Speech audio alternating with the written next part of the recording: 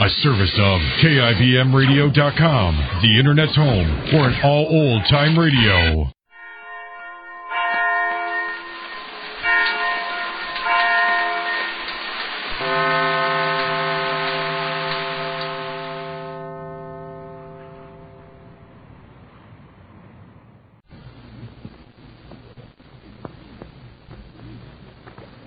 And now to resume the life of Mary Sothern.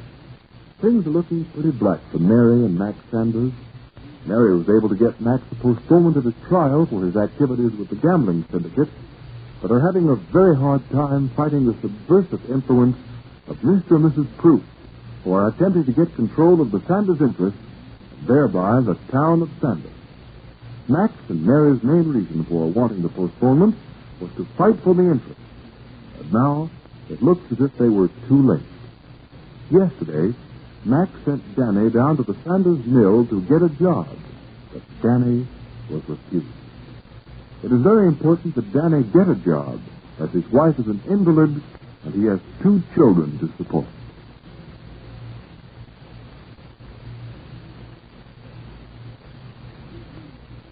Now it is early evening in the Stratford cottage. Phyllis, Daddy, and Danny have just finished dinner, but yet Danny has not discussed the fact that he has been turned down at the mill when he applied for work. Only Daddy knows this. Well, that was one fine meal, if I do say so myself. Mm-hmm. You and Danny are getting to be fine cooks. Danny? Why, say he couldn't boil an egg without me helping him and showing him how. Well, aren't you going to defend yourself, Danny? Huh? What? What did you say, Philly? Well, Daddy was saying that he was a better cook than you are. Aren't you listening to what we're saying?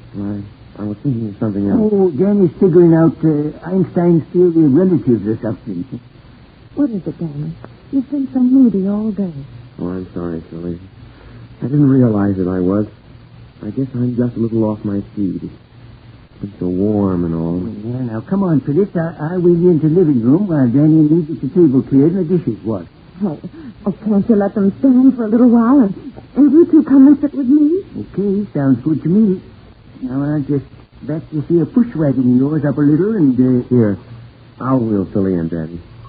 Look out for the rug, Danny. The wheels always get caught on it. I will, Daddy. Philly, I'll bet you feel like you were at Atlantic City and you were riding in the boardwalk. I'd much rather be able to walk, Danny. Well, I wouldn't say. I wish I had the chance to try riding in one of them contraptions. Here you are. It's all right, Philly? Fine. Oh, just turn it over this way a little more. That's it. Well, I can tell you it feels fine to just relax into a nice, easy chair after working the fingers to the bone all day over a hot oven.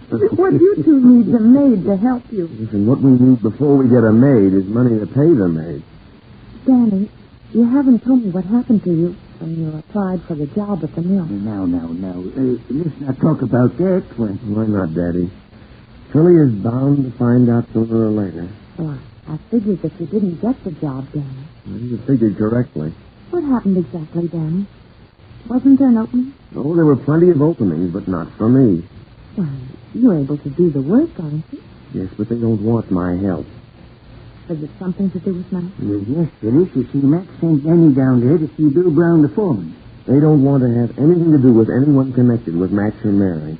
But Max is chairman of the Sanders interest. Maybe, but whatever power he has must have been taken away from him by the rest of the board. I never was treated so coldly in all my life. Yep, it only goes to show what's been happening down there. You can ruin the best person in the world with nasty rumors and whispering behind his back. I was surprised, too. And Bill Brown has always been a pretty good friend to Maxie. Mrs. Brown just thinks Mary is the most wonderful woman in the world. Well, she and the rest of the women made Mary's wedding dress, remember? Well, something's been happening down there, because just before I left the mill, Brown said to me, "Look, you're the kid that got Max Sanders his trial postponement. Well, we don't want you around here. Scram." Well, what do you think of that? There ain't no gratitude, that's all I can say. But don't you see, Daddy?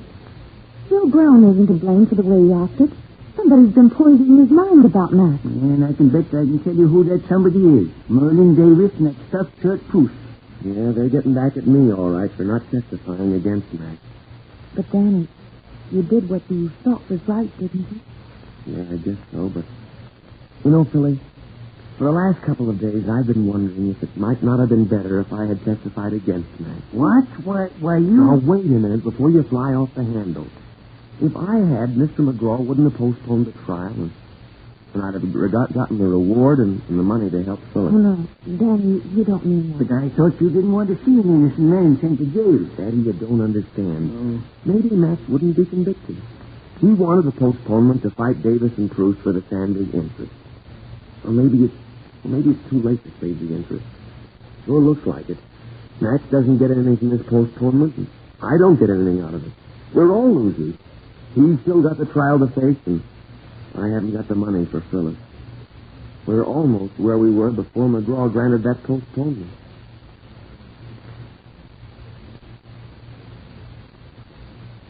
You see, Mary, Danny and me are just where we were before McGraw gave me that postponement. Well, at least you're out of jail, Max, so you can fight. Yeah. Now what you have to do is prove to this town that you're not what Bruce and Davis make you out to be.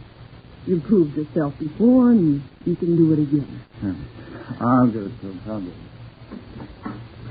Oh, hi, Daddy. Come on in. Oh, Maxine. Mary home? I'm in here, Daddy. I thought I'd run over here and have a little talk with you. Well, Daddy, you sound so serious. What is it? It ain't Phyllis. She feeling all right? Oh, I guess she's feeling all right. It's what she's thinking that worries me. Yeah. I bet she is doing a lot of unpleasant thinking. I came over here tonight especially to talk with you about it. Yeah? I didn't tell Phyllis or Danny that I was coming. It's about Danny's job, baby. Yeah, it's about the job, but more about the way they... Oh, I don't know. Well, just think how Phyllis feels. She can't walk and she can't do nothing around the house for the kids or for Danny. Just sits there in a wheelchair day in and day out. I can imagine how she feels, Daddy. Yeah, the way she feels about Danny. She thinks she's not in use to him anymore, and she's nothing but a millstone around his neck. Gee, she ought to know Danny better than that. He don't think so, does he? Well, of course he don't. But you can't reason with a sick person. You can't say to her, this, you're acting like a foolish child and you ought to be old enough to have some sense. You can't. She don't believe you, huh? No, miss. When people feel helpless and useless, they're bound to get morbid and feel they're a burden to their friends and relatives. Maybe I ought to have a talk with Phyllis.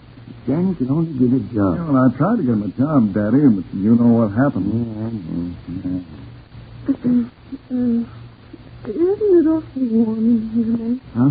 Yeah, now that you mention it, yeah. Well, I'm just dying for a nice cold drink. Aren't you, Daddy? Yeah, I could do with a glass of sarsaparilla. Oh, well, we've some lemons. We could make a nice pitcher of lemonade. Yeah, I'll make it to it. Say, I'm terrific at making lemonade. Would you, Max? Sure. I'm so tired today, I can't get out of this chair. Okay, folks. I'll be back in a flash with a picture of fish. What is it, Mary? I got a hunch you got something to say to me and you don't want Max to hear it. I have, Daddy. All this talk about Phyllis' condition isn't going to do Max any good. I'm pretty downhearted all day. Yeah, I suppose I've been hopping on that too much. You tell me about it, Daddy, but not Max. I don't want anything to break his spirit. Needs all the fight he can muster at this point. Seems pretty bad at the Sanders' interest, maybe? Daddy, I'm afraid we're fighting a losing fight. I have a feeling that the house of Sanders is crumbling. Now even the mill workers are against me. You know the old saying, as the mill goes, so goes Sanders.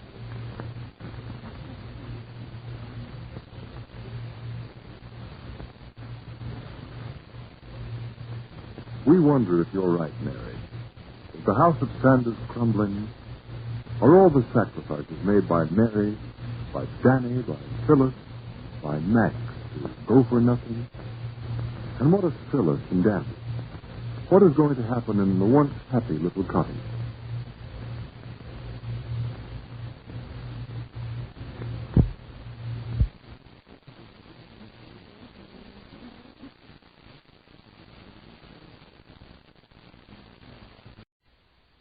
It's National Wheaties Week.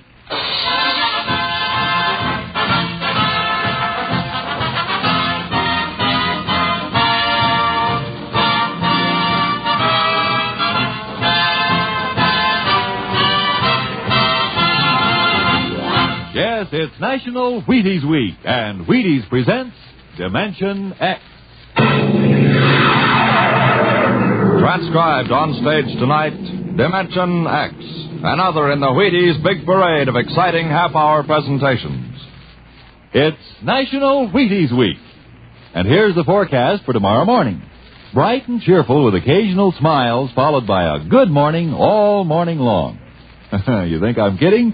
No, sir. You can have a better morning around your house tomorrow if you start it off with a good breakfast, including, I hope, a bowl of Wheaties with milk and fruit. Nourishment? Say, Wheaties have it to give. To you, right here in National Wheaties Week. There's a whole kernel of wheat in every Wheaties flake. Talk about vitamins and minerals and protein. They're yours in Wheaties. All you have to do is get them, those Wheaties, at your nearest store. Get them and try them once this week. For me. For you. Try them once and see for yourself how Wheaties at 7 can help at 11. Ready? Let's go. It's National Wheaties Week.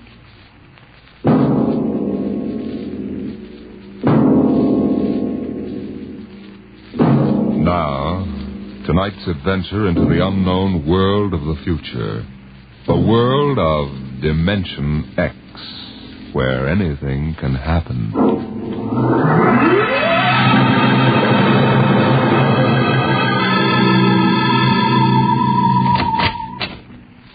You are Mr. Sid Ryan? The same.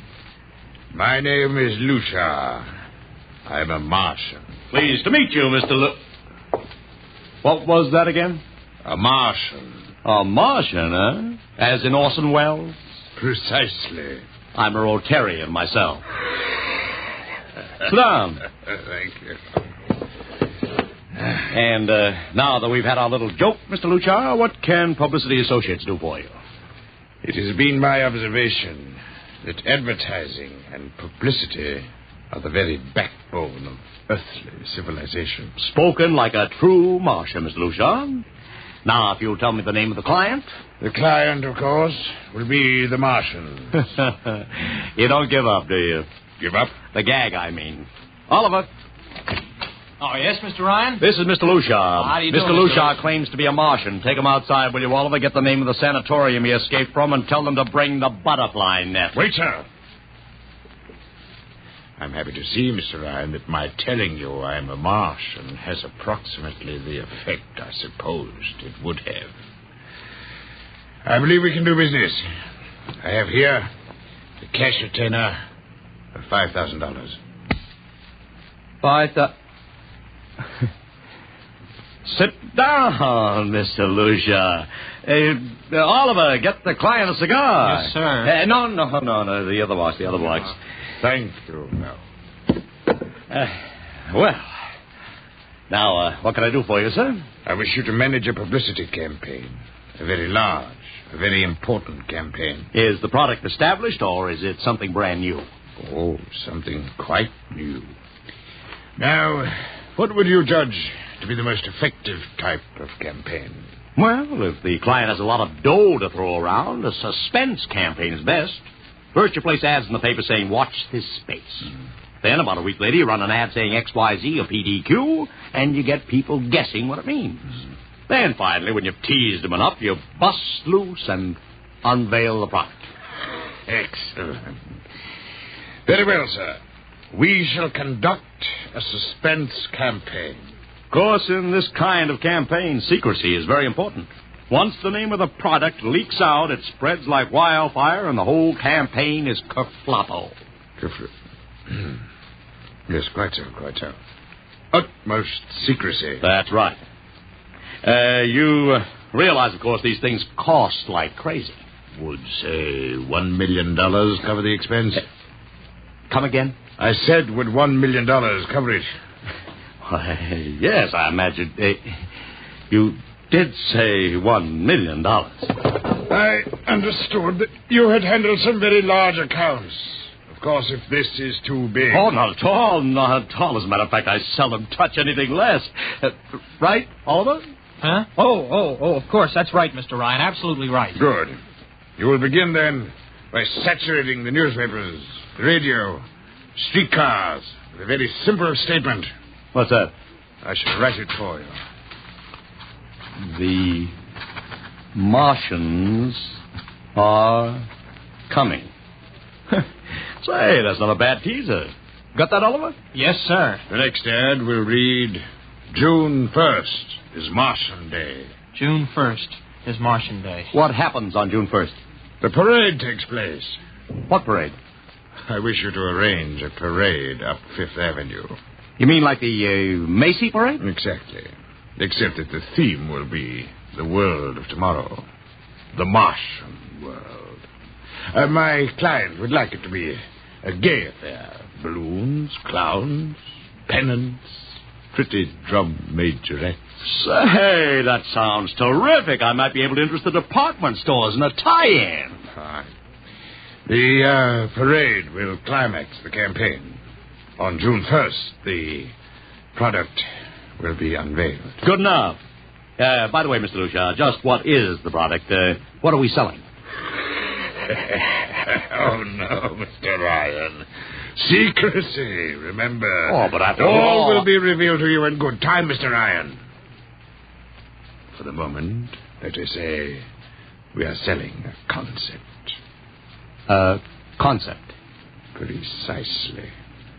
The concept of invasion from Mars.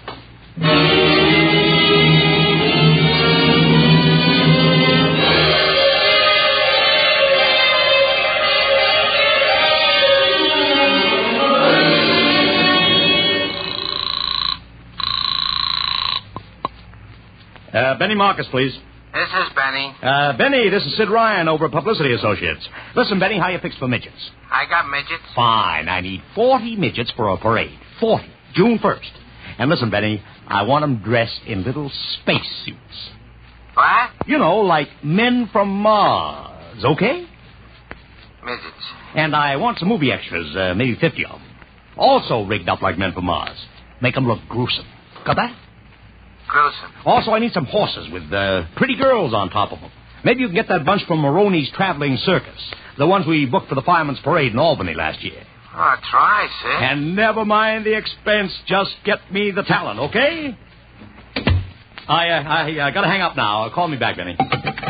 How you doing, Oliver? Oh, fine, Mr. Ryan, just fine. We got full-page ads in all the dailies and 10-second spot announcements on every local station, but it's costing a fortune. The more it costs, the bigger our percentage.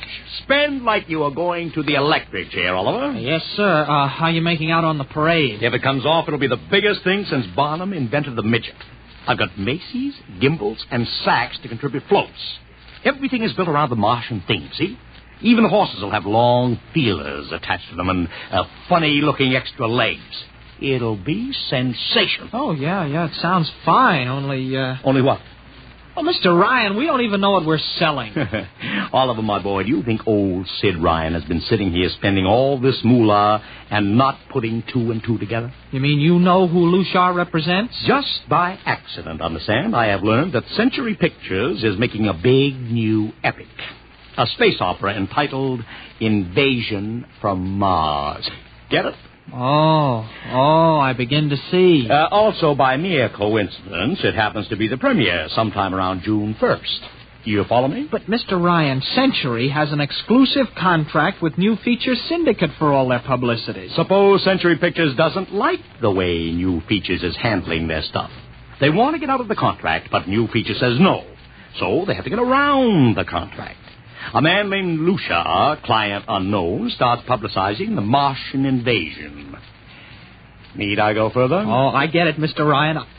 Gee, I suppose I should have thought of that. No, Oliver, that's what I like about you.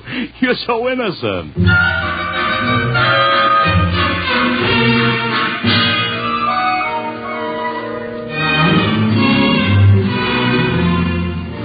Let me talk to Commissioner Patrick, please. Sid Ryan. Hello? Commish, Sid Ryan. Oh, it's you. Well, what is it this time? If you want to drop a man off the Empire State Building into a teacup full of water, the answer is no. Also, we are not arresting any fan dancers. You know I don't handle fan dances. I want a permit for a parade, June 1st, 5th Avenue. It's a Sunday. There's no traffic. Oh, come now. Look, Ryan. Macy's gets a permit. Gimbel's gets a permit. The American Legion gets a permit. The Sons of Erin march every time Morton Downey sings the Wearing of the Green. Don't give me a hard time, Patrick. This is too big. Come on. I have the Fifth Avenue Merchants Association behind me. Okay, Ryan. Fill out the forms. I'll pass them along to the license commissioner. That's my boy. Oh, by the way, what's the occasion? Oh, don't you read the papers, Patrick? June 1st is Martian Day.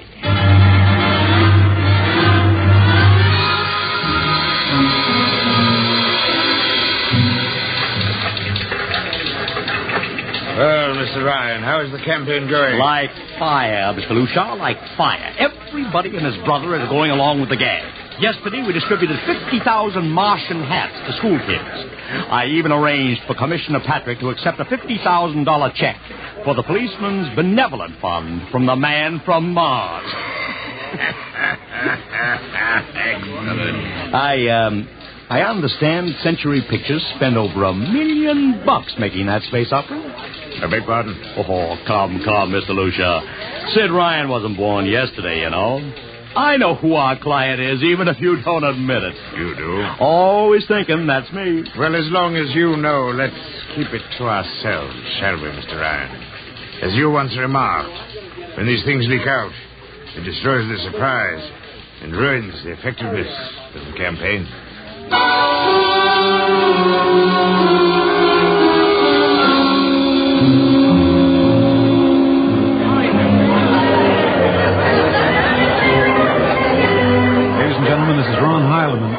Speaking to you from our portable transmitter atop the reviewing stand for the much-heralded Martian Parade on Fifth Avenue. It's a beautiful sunlit day here in New York. A perfect day for a parade. And the streets are packed with thousands of spectators, all eager to find out what this is all about. There's an air of shrill expectancy. Tell him over here! Okay, tell him all right.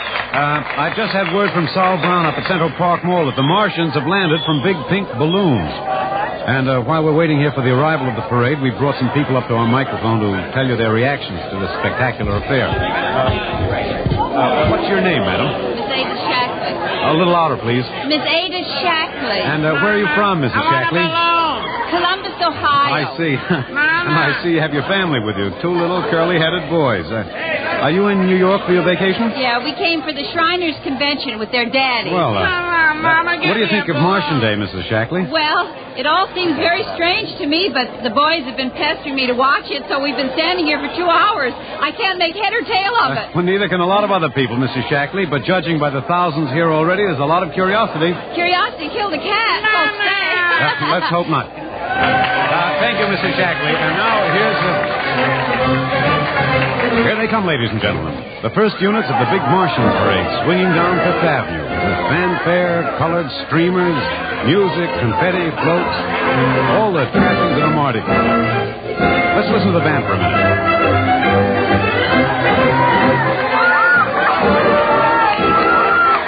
Here in the vanguard, the whole group of little midgets in weird-looking pink and blue spacesuits, carrying Rube Goldberg weapons with signs painted on them. I can read one which says Atomic Blaster. Another has a placard reading, We're Martian through Georgia. And here come the clowns, laughing and falling all over each other. They're giving free sugar candy to the kids along the way. Yes, ladies and gentlemen, this is a happy, laughing crowd along Fifth Avenue today. A true reflection of the great sense of humor and good nature that makes America the place it is. Why only... What's that?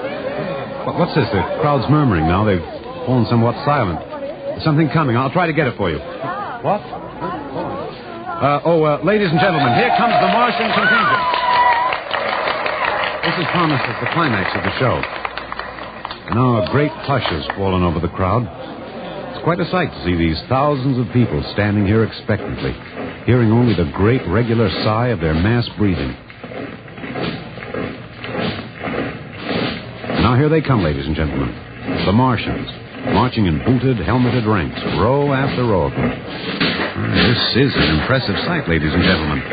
And a rather serious contrast to the rest of the joyous slapstick parade we've been witnessing up in Lao. There are perhaps, 200 tall, broad-chested men dressed in metallic gray spacesuits with thick glass visors drawn across their faces. Each one's holding an ominous-looking ray gun at the ready position. They're marching in absolute silence, keeping step perfectly, as though some mute, unspoken command is marking time for them. Even the children are awed by the unexpected, warlike realism of the Martian Legion. And now the first ranks of the Martians move past us, down Fifth Avenue toward the reviewing stands at the square. No one moves. A woman, ladies and gentlemen, just dashed out into the street. For what reason, I don't know. She just slipped through the police cordon somehow. They're after her now. But she's already reached the ranks of the marchers, and she's trying to lift the visor of one of the Martian spacesuits. Wait. She's fallen. She screamed and then fell forward in a dead faint. The Martian column keeps right on coming. Unless they break ranks, they're going to trample her. No. The policemen have got her now. They're dragging her away, out of the way. Trying to revive her now. What's that? All sorts of rumors have begun filtering back through the crowd. Some are even whispering that the woman's dead. We don't know yet, but whatever's happened, the incident seems to have cast a slight shadow over the mood of the crowd. The carefree holiday air seems to have vanished. The crowd's stirring uneasily, a little disturbed at what we've just seen. Nothing to be alarmed at, however. It just seems a shame that anything like this should happen to spoil our enjoyment of the Martian parade.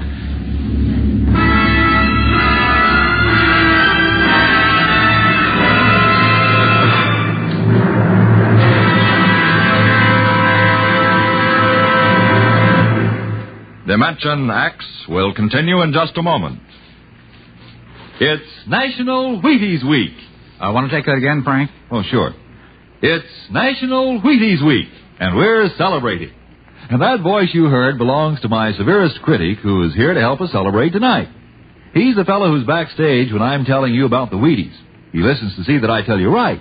Wheaties' best friend, next to me, Blaine Butcher. I think you took that introduction a little fast, Frank. Now, suppose... You see what I mean, folks? Seriously, Blaine, you say the Wheaties words once. Okay. All I'll say is this. Those of us who tell the Wheaties story believe what we say. And during National Wheaties Week, the good word is this. Get a package of Wheaties and try them just once. I'll be right behind you in line at your grocer's, between you and Frank Martin. Okay? Do that now. Try Wheaties. It's National Wheaties Week.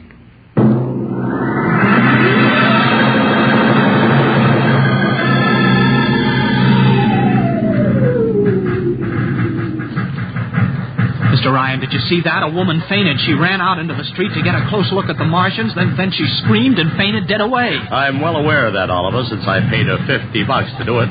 What? The dramatic moment, Oliver. The stock and trade of the good publicity man. Relax. Holy smokes, you sure think of everything. For my share of this deal, roughly $100,000, I can afford to think of everything. Shut the window. Oh, okay, but don't you want to see the finish? We'll go down to the reviewing stand for the finish. Right now, I want to make a phone call. By the way, where's Lucia? I haven't seen him. Well, close the window, Oliver. Well, okay, Mr. Ryan.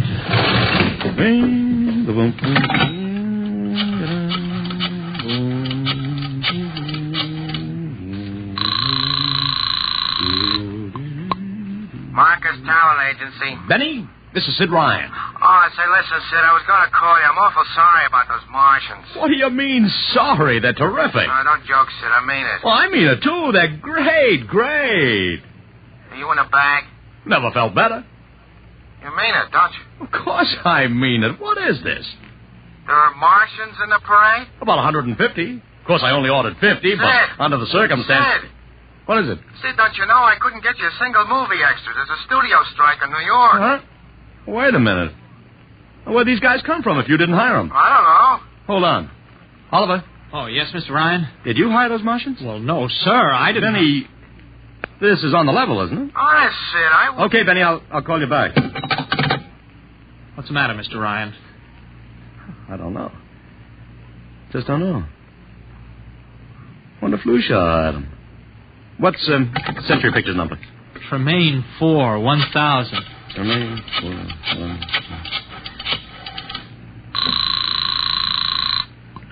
Century Pictures, the studio of the stars. Give me Marty Sanford, your publicity director. One moment, please.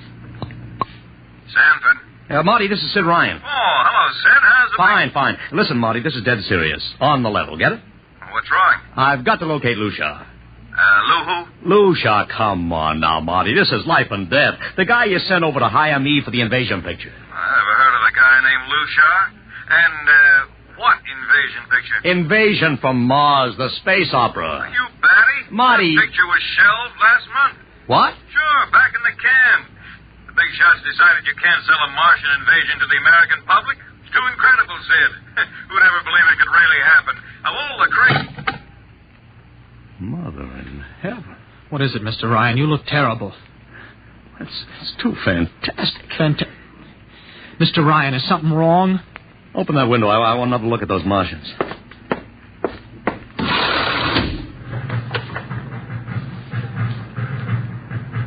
Look at them. Oliver, you were in the Army. Could 150 movie extras learn to march like that in, say, 24 hours? No. Not in 24 days, Mr. Ryan. Not a second's hesitation. Not one out of step. Look at the way they carry those ray guns at the ready. The only other time I've seen troops march like that was on a film of the Nazi SS troops marching through the streets of Paris. Mr. Ryan. Oliver, get down there. Find that woman who painted. Her name's Gloria Montez. Get her up here. Make it fast.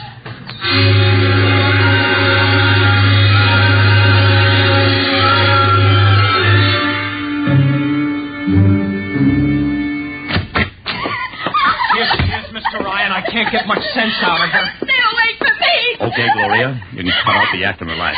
It's me, Sid Ryan. Gloria, settle down. Baby, it's me, Sid. It's awful. It's so big green eyes and those feelings like a catfish. Baby, snap out of it. Listen, what happened down there? You ran out and screamed like I told you, but the fainting, that wasn't in the act. Go away, please. Go away. Just one question, baby. Inside that helmet, what did you see? Can't get anything out of her, Mr. Ryan. She needs a doctor. Okay, Oliver. I've heard enough anyway. You take care of Gloria here. Get her a drink. Where are you going? To see the commissioner. You got to stop this parade before things begin to happen.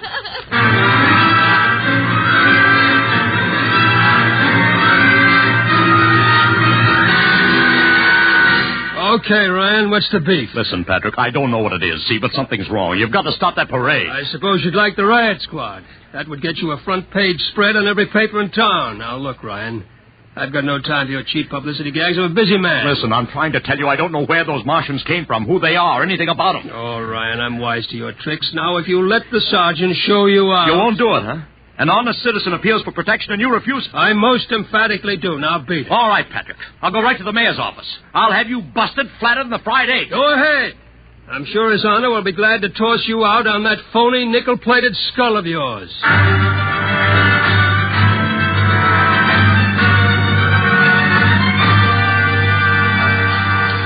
You heard me, Ryan. You can't see the mayor. Adolf, please. This isn't a gag. I don't want publicity. All I want to do is maybe prevent something horrible from happening. In case you don't know it, wise guy, something horrible's already happening. A couple of hundred little kids are in the hospital with ptomaine poisoning from that phony Martian candy you passed out. What? Or didn't you know?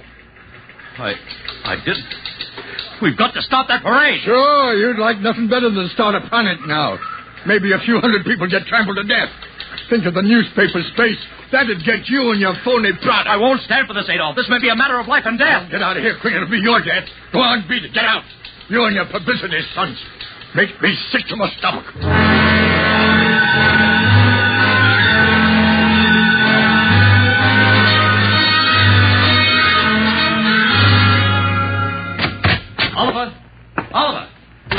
Oliver, where are you? Oliver! It is useless to scream at him, Mr. Ryan. Your friend is quite dead. Lucia. He wanted to run to the police with some story about a Martian invasion. I found it necessary to restrain him. Restrain him, you stinking murderer! Now, Mr. Ryan, collect yourself. After all our planning, it wouldn't do to have everything spoiled now, would it? Lucia, I'll start talking and talk fast, because when you get through, I'm going to take you apart piece by piece. What's this all about? Surely you know, Mr. Ryan. After all, you've been publicizing it for months. You see, before colonizing your planet, the Martian government sent some of us as scouts in advance, disguised as Earthmen, of course, to study your habits, your weaknesses. We found that the people on Earth are predominantly conditioned by advertising and publicity. And so we conceived the idea of treating our entire invasion as a vast publicity stunt. Clever, yes? After all, Mr. Ryan, who would suspect an invader who advertised his invasion in the newspaper, invited the public to his surprise attack, and spent millions publicizing his plans? Holy jumping. You've done very well, you see. Then there was no product. Ah, but there is a product. The product is death. What are you trying, Lucia? We Martians are a humane people, Mr. Ryan. We do not like to destroy thousands where a few hundred will suffice. In exactly 2 minutes, our troops will treat the world to a spectacle of death, which will bring the rest of your planet to its knees in horror. Nations will clamor to surrender. Perhaps, Mr. Lucia, but not if I can help it. No!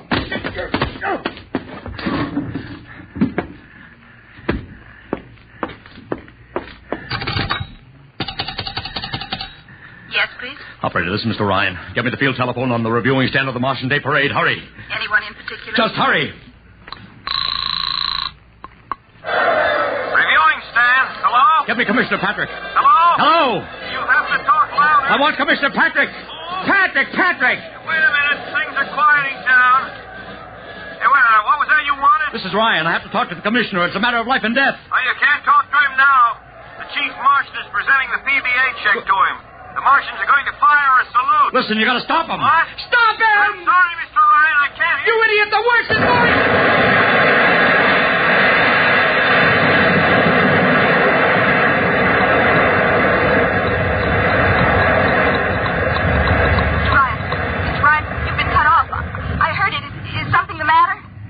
No, operator.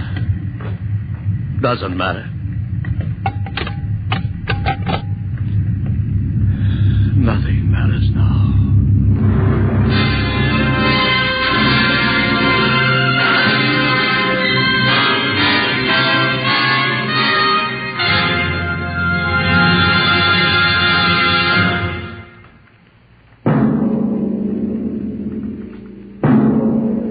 Tonight, Dimension X has transcribed The Parade, an original radio drama written by George Lefferts. Featured in the cast were Joseph Curtin as Ryan, Barry Kroger as Luchar, and Alexander Scurby as Ron Heilman. Your narrator was Norman Rose. Music by Albert Berman. Engineer Bill Chambers. Dimension X is produced by Van Woodward and directed by Edward King. In a moment, we'll tell you about next week's show. And now, here is your Wheaties man, Frank Martin. It's National Wheaties Week. Have you had them today? Had your Wheaties? It's National Wheaties Week. The time of the year to buy Wheaties and try them, at least once, for goodness sake. Because once you sit down to a bowl of Wheaties with milk and the fruit of your choice, I don't worry about you.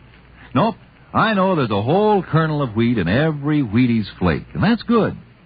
Besides, I know that starting a better breakfast with Wheaties can help you feel better, look better, and work better all morning.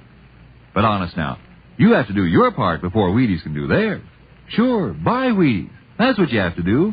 That's what I have to do. Buy them and see how Wheaties at 7 can help at 11. And a happy National Wheaties Week to you.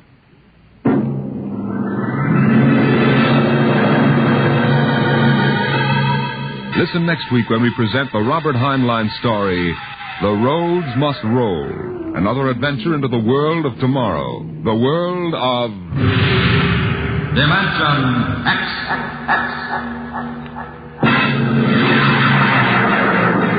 And this is the Wheaties man, Frank Martin, inviting you to listen Saturday, that's tomorrow night, to Joel McRae in Tales of the Texas Rangers on the Wheaties Big Parade. See you then. And remember, it's National Wheaties Week. Swing your partners right and left. It's National Wheaties Week. Come on, everybody, to the Wheaties party. Eat a lot of Wheaties like the champions do. Dance together, cheek to cheek. This is National Wheaties Week. Eat a lot of Wheaties like the champions do. Wheaties, a breakfast of champions.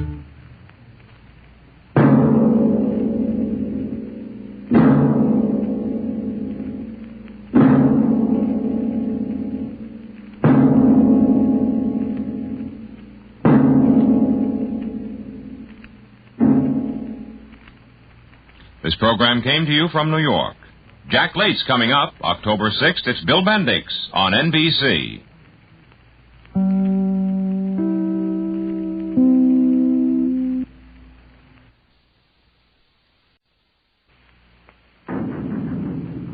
Adventures in time and space, transcribed in future tense.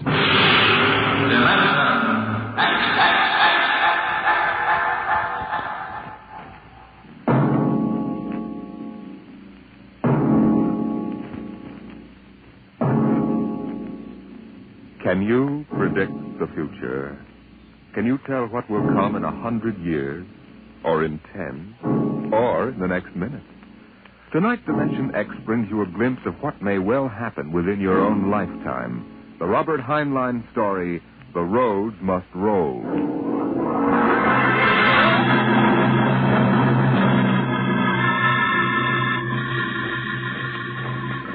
Here's a run, watch them run, oh, our job is never done, for our roadways go rolling along. While you ride, we are watching down inside, so your roadways keep rolling along. Always high, high heat, the roadermen are we. Check off the sectors loud and strong. 1, 2, anywhere you go, you are bound to know that your roadways keep rolling along. Keep them rolling! Your roadways keep rolling along. It was in the middle 1950s that the automotive age began to die. The traffic engineers had long expected it. For years they had watched our vast cities sprawl and spread out, spill over into the countryside, become more and more dependent on motor transportation. And then finally the inevitable breaking point was reached. The growing flood of cars and buses and trucks began to swamp the streets and arterial highways. The building of roads could no longer keep pace. The superhighways clogged, congested, became packed with cars stalled bumper to bumper, and the cities began to die of slow strangulation, for the traffic could no longer roll.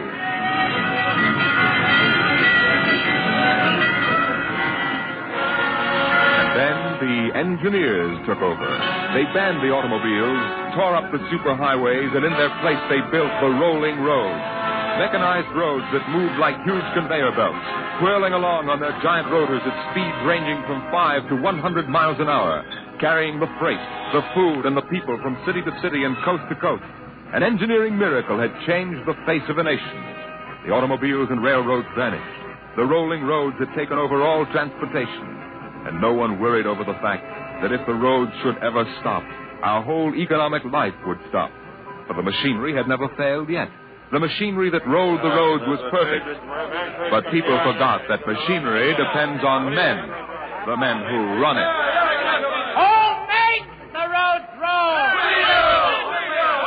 That's right. The engineers. Not the supervisors, not the mechanic union, but the engineers. We're the brains of the roads. And where would the public be if we didn't keep those roads out there rolling? Right behind the 8-ball, and everybody knows it. All right, then. We're the men who hold the power. And it's time we started using it. We've called this meeting of the Engineers Control Committee because that's what we want to do. Control. Because I'm tired of taking orders from the Transport Commission, from slick desk jockeys like Jim Gaines, who don't even know a rotor bearing from a field. Let Gaines yammer about our duty to the public. That's a lot of eyewash. We've got the power, and we're the men that count. It's time we quit fiddling around and use a little direct action to get what we want. Mr. Chairman. The chair recognizes Brother Harvey of the Transport Mechanics Union.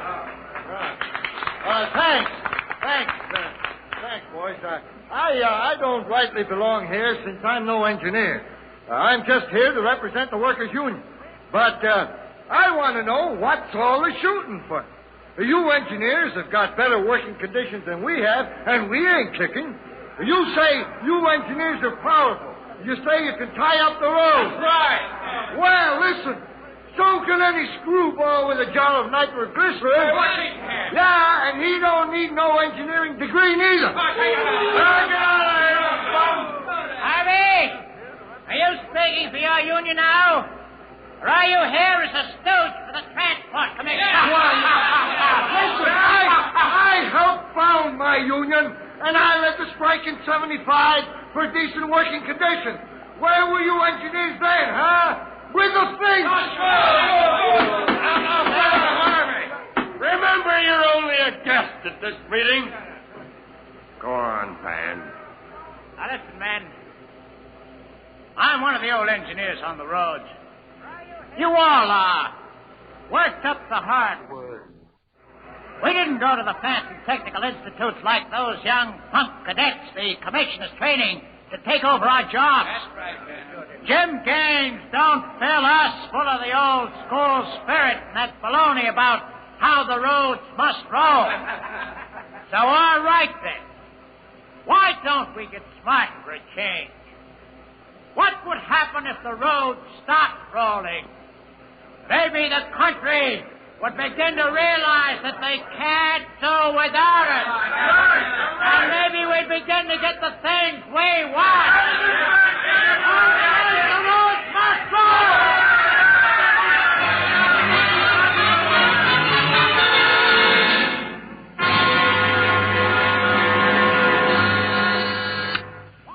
Yes? Your wife is calling, Mr. Gaines. All right, put her on. Jim, I want you to stop off on your way home and... I'm sorry, darling, I can't make it.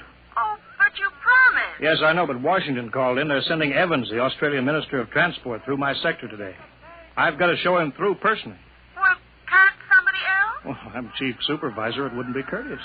Darling, courtesy begins at home. I've planned this dinner for weeks. Honey, the roads must roll. Jim, if you quote that nauseating slogan at me again, I'll divorce you. Well, I can't help it, darling. I tell you, I'll meet you at Stockton at 9. We'll take in a show. Kiss Alan goodnight for me. All right, dear. Goodbye. Bye, darling. Mr. Evans is here. Send him in. Go right in, sir. Well, good evening, Mr. Evans. I'm Gaines, chief engineer. How do you do, Mr. Gaines? Won't you sit down? Thank you. They told me at the embassy you'd be the man to see. Oh? I want to know how the roads work. I think we can handle that. I'm not a technical man, Mr. Gaines. My field is sociology. Suppose you tell me about the roads as if I were entirely ignorant. Well, fine. Well, it's nearly dinner time. Suppose we run up to Stockton sector for dinner. Right. Take us about an hour on the roads, and you can see them working. Excellent. If you'll excuse me for a minute. Hi, Chief. What can I do for you? Oh, Dave, you're on the evening watch, huh? Where's Van Cleek? Oh, going to some meeting. I'm going up to Stockton for dinner. Anything to report? No, sir. The roads are rolling. Okay, keep them rolling. All right, Mr. Evans, let's go.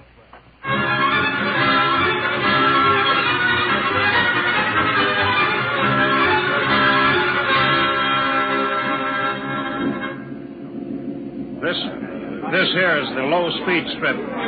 You ever ridden a conveyor before? No. That's quite simple. Remember to face the motion of the strip as you get on. Oh, that's it. All right. We'll go right across here.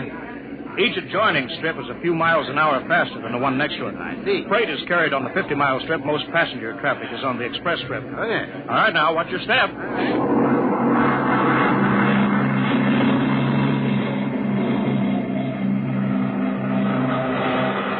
Here we are, maximum speed. 100 miles an hour.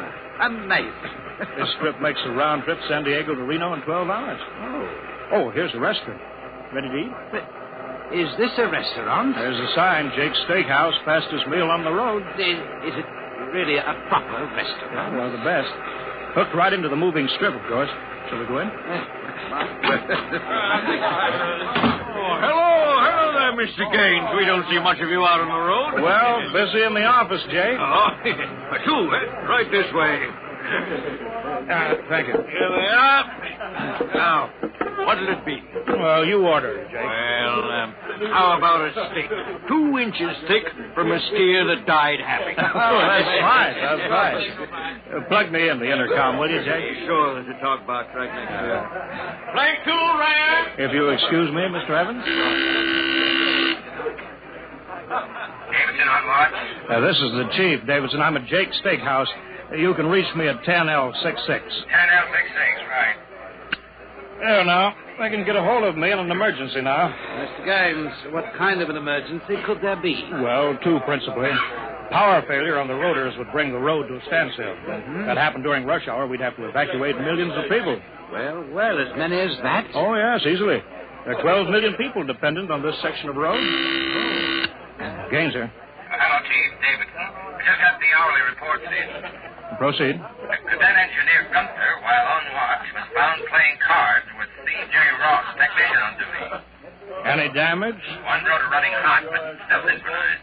It was jacked down and replaced. All right. Have the paymaster give Ross his time. Turn him over to civil authorities. Place Cadet Gunther under arrest. Bring him to Road Town Central. Yes, sir. All right. Keep him rolling. As I was saying, Evans, there are two possibilities of danger. Can you visualize what would happen if the strip under us would break? I hadn't thought of that. You don't realize you're traveling at 100 miles an hour. Well, it can't break, not now. The strip has a safety factor of over 12 to 1. Mm-hmm. This is good soup, Jake. Thank you, Mr. Gaines. But you know, Evans, a break did happen once in the early days. That was on the Philadelphia-Jersey City Road. Dear me, no. That's right. The strip wasn't much more than a conveyor belt then. You know, it buckled for miles, crushing passengers against the roof. Yeah. Forward section in front of the brake spilled them down under into the rotors and the rollers. Was it very bad? Over 3,000 people were killed in that break. But, Evans, the roads had to go on. You know, the entire economic system hangs on the roads. If they stopped now, the country would starve. Isn't it possible that you've become too dependent on these roads, Mr. Gaines? For example, what if you had a strike? We had a strike back in 75, but, there's not much danger of that anymore. Oh? Why not? Every cadet that goes to work on the roads today is a graduate of the United States Transport Academy. Oh, I see. They're all picked men, screened for emotional stability. They're trained to give us the same kind of loyalty that Annapolis and West Point develop in their men. You're a graduate, I suppose, Mr. Gaines? No, I was too old for that. The academy wasn't set up till after the strike in 75. But it won't be long now, maybe 5 or 10 years, Evans, before the oldest engineer on the roads is a man who's been through that academy. Now, Gaines here. Davidson, Chief, there's trouble in Sacramento sector.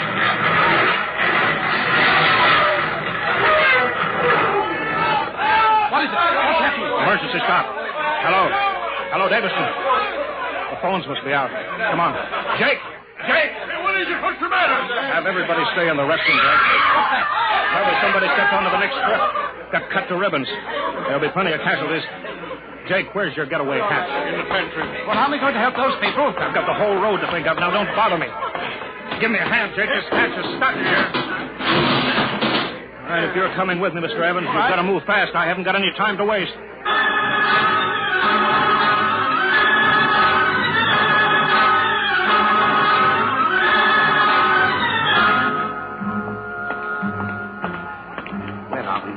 Freeway on top of the inner road ceiling. That's the outer shell over us. Are we going outside? No, there'll be an access down manhole over here. They're spaced every 100 feet. It's there by the green light. All right, this will get us down on the northbound road.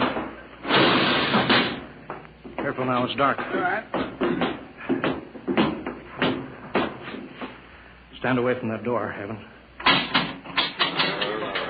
But this road is still rolling. Yeah, so it is. It was only the 100-mile strip that stopped. There's what I want, a phone booth. Look out, Evans. Excuse me, will you? Hey! Out. I'm talking to my wife. What? Don't argue.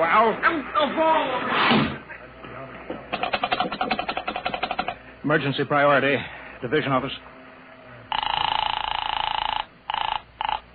Davidson?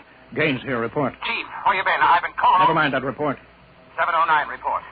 Strip 20 past emergency level. Interlock factored and cut the strip out. Cause of failure unknown. Direct communication to Sacramento control office out. Evacuation of strip 20 commenced. No casualties. There are casualties. I saw them. Put police and hospital routine A into operation. Get me Van Cleek. I want him to take over for me till I report him. We can't reach him, Chief. Shall I cut out the rest of the road? No, keep those other strips rolling or we'll have a traffic jam the devil himself couldn't untangle. There are 5 million passengers on that road now. Notify the governor that I've assumed emergency authority. Arm all cadets available and await orders. Shall I recall technicians off watch? No, this isn't an engineering failure, man. That whole sector went out simultaneously. Somebody cut those rotors by hand. Now, I want all available senior class cadets to report to Stockton Subsector Office 10 with pistols and tear gas. Yes, sir. Oh, the governor wants to talk to you. He called in. Refer him to somebody else. I'm busy. I'll get back to you. I'm going down under.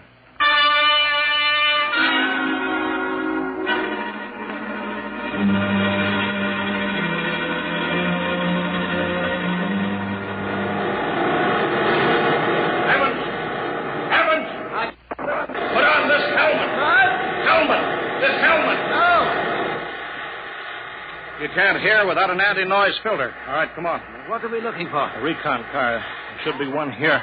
Are those the rotors? Yeah, the big ones are rotors. They drive the road. The little ones are rollers. They give continuous support. I see. Oh, there's a watch gang now, jacking down a rotor. Can they hear us? No, the noise filter works on a 4-foot radius. I'll flash them. He sees the light. Is that Wilson reporting, sir? I want your recon car, emergency. Yes, sir. Right over here, sir. Come on, Evans. All right, now, get in. Well, it's so small. Oh, you fit. All right. All right, now, hang on. She accelerates like a rocket.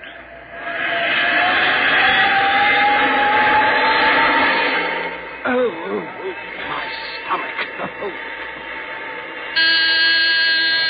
Relay station. This is Gaines. Get me Davidson, senior watch officer. Mr. Gaines, the mayor wants to talk. I haven't got time. Get me Davidson. Leave this circuit hooked into Davidson's board until I tell you to cut it. Yes, sir. Here's the senior watch officer. Davidson? Gaines calling. Have you found out yet what's stopping the roads? No, sir. It's still a mystery to me. All right, I'm on my way in a recon car. Hold everything till I get there.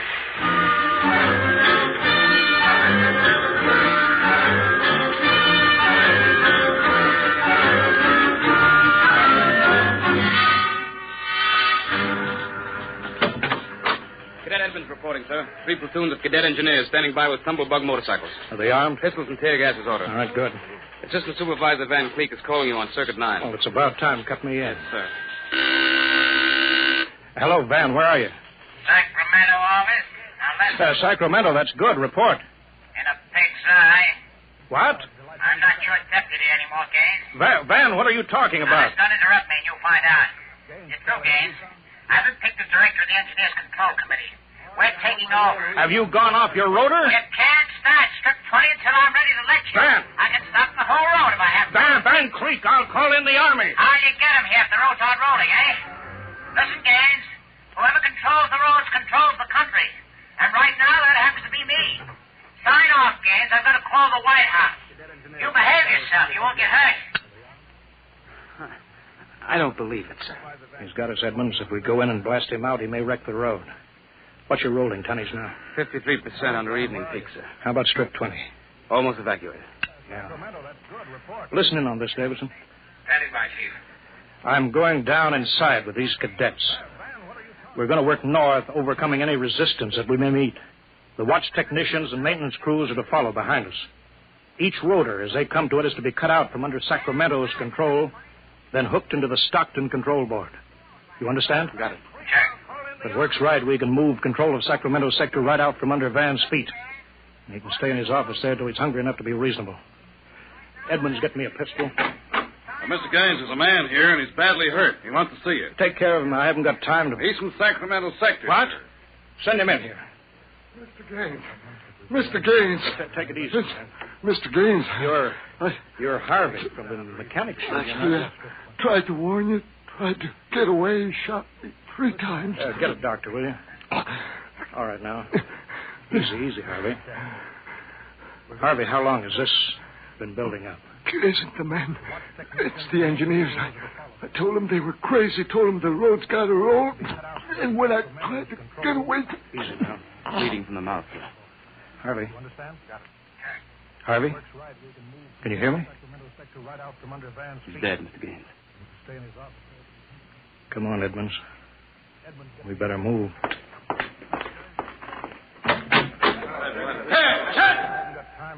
All right, you men. You saw Harvey brought in. How many of you want a chance to kill the louse that did it? All right, men. Anybody who hasn't got his mind on his job will be in the way. Now, here's the order. We move north, mounted on tumblebugs. We're going to try to regain control, rotor by rotor, before Sacramento sector knows that we're moving. Now, we've got to capture any watch personnel we run on before they can get word back, you understand? Men, surprise is vital. Use tear gas when possible. Shoot only when necessary. But get them before they can reach your phone, Jack. Any questions? No? Then move out.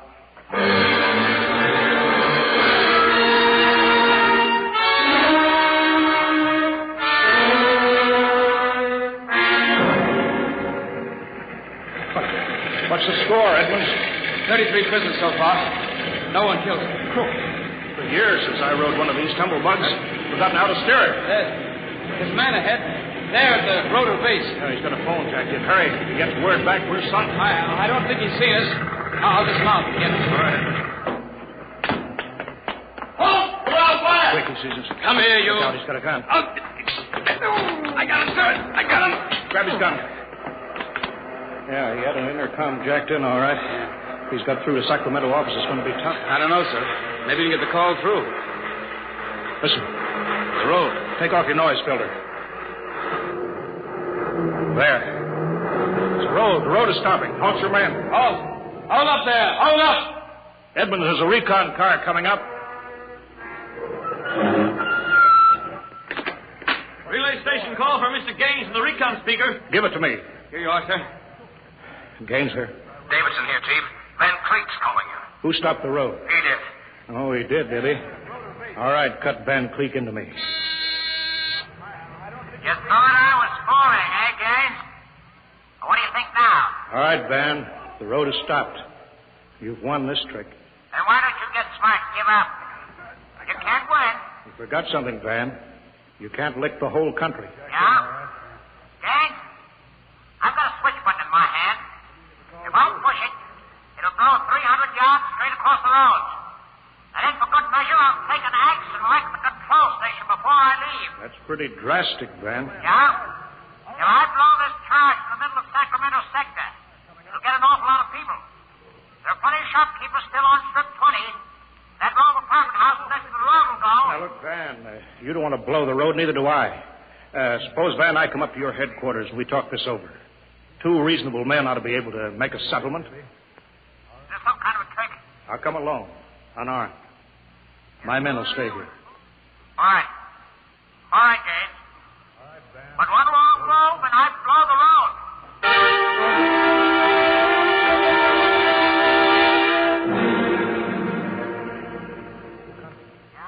We've got to hurry, Dave. If I take too long, Van Cleek will get edgy and set off that charge.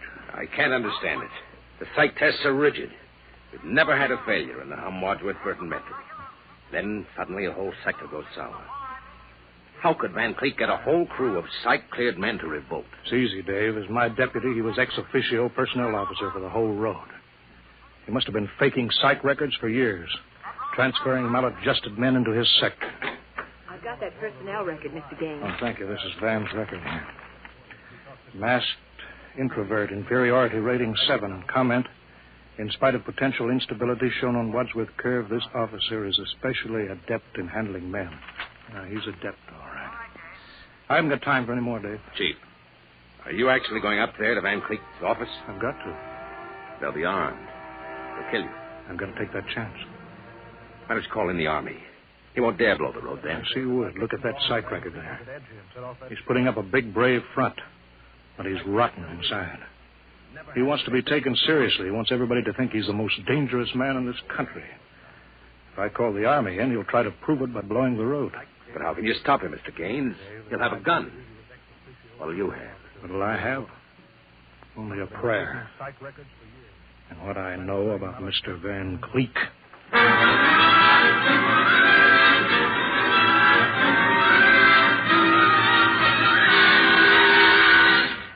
All right, Gaines. Director Van Cleek will see you now. Gaines, I want you to sign this now. The declaration of your recognition of the Engineers Control Committee. You've got 1 minute to sign it, Gaines, or I'll push this button and blow up the whole sector. You better sign, Gaines. You need this gorilla with the gun, Van? Where are you? Can't you handle one unarmed man alone? All right, Harry, out. Out. Yeah. Okay.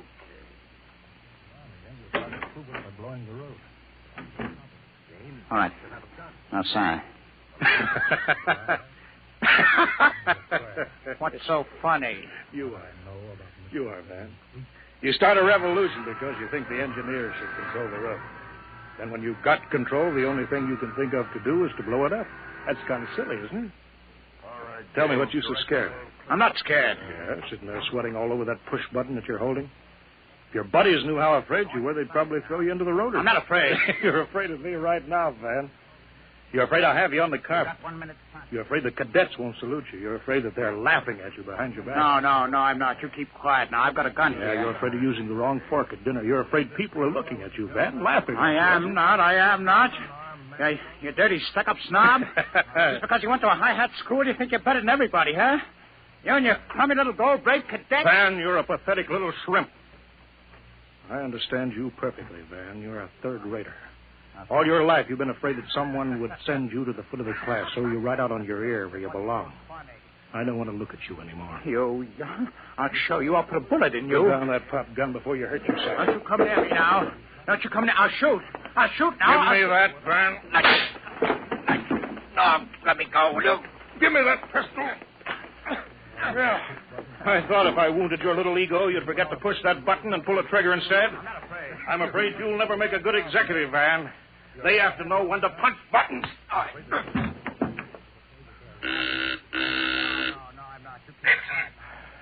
Gaines here. Chief, are you all right? Yeah, I'm all right. Attack now, Davidson. Mop up. I'll hold the control room. I've got Van Cleek. I think his little revolution is just about over.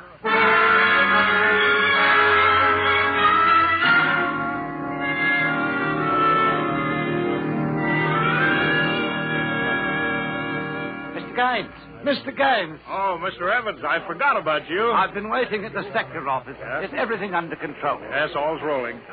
Those are the watch engineers going under to check Sacramento sector inch by inch now. Remarkable organization. Remarkable. Thank you. Howley's in, Chief. San Diego Circle rolling. Bakersfield, Fresno, Stockton. Stockton, oh. Oh, no. What's the matter, Chief? It's trouble, Mr. Gaines? There sure is. I promised to meet my wife at Stockton for a show. She's been waiting there since 9 o'clock last night. Oh, dear me. Dave, see if you can get her for me. Try the sector office. All right, Chief. And Dave, see if you can calm her down. Oh, sure, Chief, sure. I'll tell her the road must roll. No, don't tell her that. I don't think she'd appreciate that. She's heard it too often. Well, I better get going. Bye, Dave. Keep 'em rolling. Keep the road and the roadways go rolling along.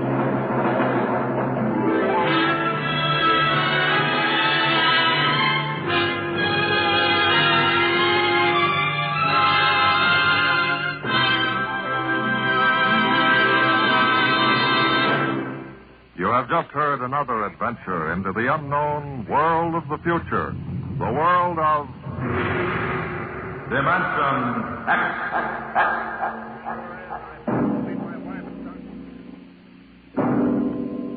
Next week, the strange story of the test pilot who became the first man ever to invade outer space, and of what he found when he got there. Listen next week to The Outer Limit.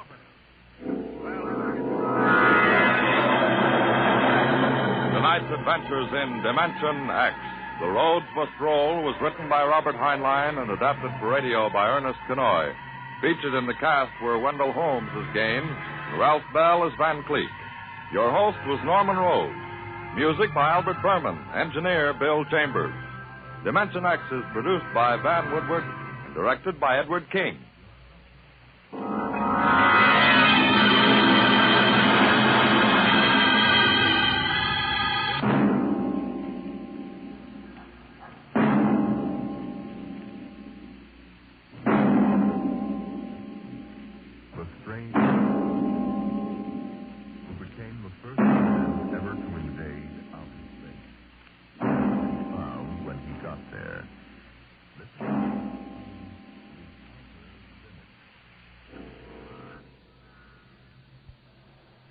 No matter how long and how hard any job seems to be, there's always a way to do it.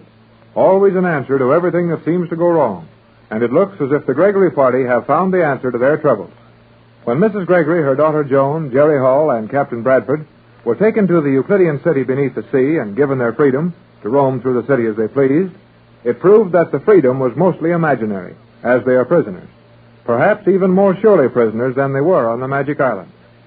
The Euclidean city is built in 13 enormous natural caves under the ocean, the smallest of these rooms being 1 mile in diameter, and the largest nearly 2 miles across. The highest point in this weird city is 200 feet below the water, and escape has seemed impossible. Now, however, we find Jerry and Joan walking through one of the large caves, and they're mighty cheerful about something. But, Joan, are you sure G47 will keep its promise? I have told you repeatedly, Jerry, that G47 need not stoop to the practice of deceiving anyone. He is quite secure in Euclidia. Well, I guess that's right. He could let Tex work with those rocket ships all he wanted to, and still be mighty sure that there wasn't any danger of our stealing one of them. Captain Bradford is very clever, but even he would find it impossible to take a rocket ship out of these underwater caverns. Yeah, I guess he would. But if the Euclideans... Hey, where are we going? We are going to the transportation room, where we will be allowed to see all of the Euclidean methods of transportation. Okay, that's all I wanted to know. What were you about to say when you interrupted yourself? When I interrupted myself? Yes, Jerry, you were mentioning the Euclidean rocket ships and the impossibility of getting one of them out of this colony. Oh, yeah. Well, I was just thinking about how impossible that impossibility really is. Jerry, an impossibility is an impossibility. There are no degrees of comparison. A matter is either possible or impossible. You just saved me the trouble of trying to tell you that. If it's impossible to get all those submarine rocket ships and all the other gadgets these guys use to get around in, and if it's impossible to get them out of here, what good are they? Did they build them just to look at them? I stated that Captain Bradford could not get them out. The Euclideans get them out, don't they? Naturally. Then Tex Bradford can get them out. That does not follow. The Euclideans will impose certain restrictions on the captain. And when Tex gets ready, he'll smash those restrictions all to pieces. I hope you are correct, Jerry. You sound like your hopes were mighty weak. Say, Joan, our footsteps don't make any more noise. I had observed that. We are entering a section of the city where the floor of the cabin has been covered with the Euclidean noiseless steel. And our voices are getting that funny hollow sound they had up in that sound laboratory on the island. So they are. I believe that would indicate that we are approaching one of the more important sound testing laboratories on this level. Then maybe we'll see something interesting, huh? If we are allowed to see anything, it will prove interesting. Well, I'll agree with that. These Euclideans put on a good show, even if they're only giving you something to eat. Jerry, stop. What's the matter? In another moment, you would have walked into that steel wall.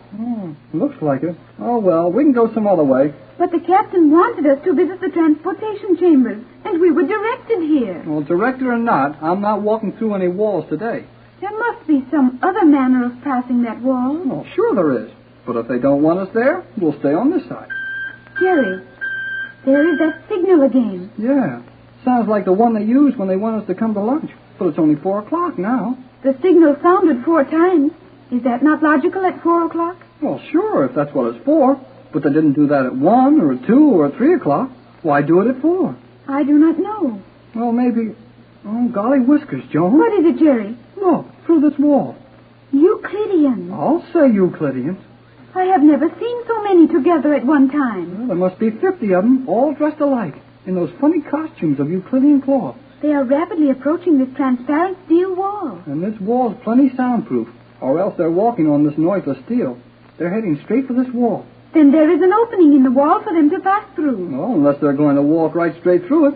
This is a solid steel wall, Jerry, and there is no magic in Euclidia. Well, that's what old G47 told us when we first got here, but I still don't believe it. If you will look carefully at this wall, you will note that it is rising. Silently and slowly, but surely rising. Yeah, it's going up all right. Hey, we'd better get back out of the way and let the parade through.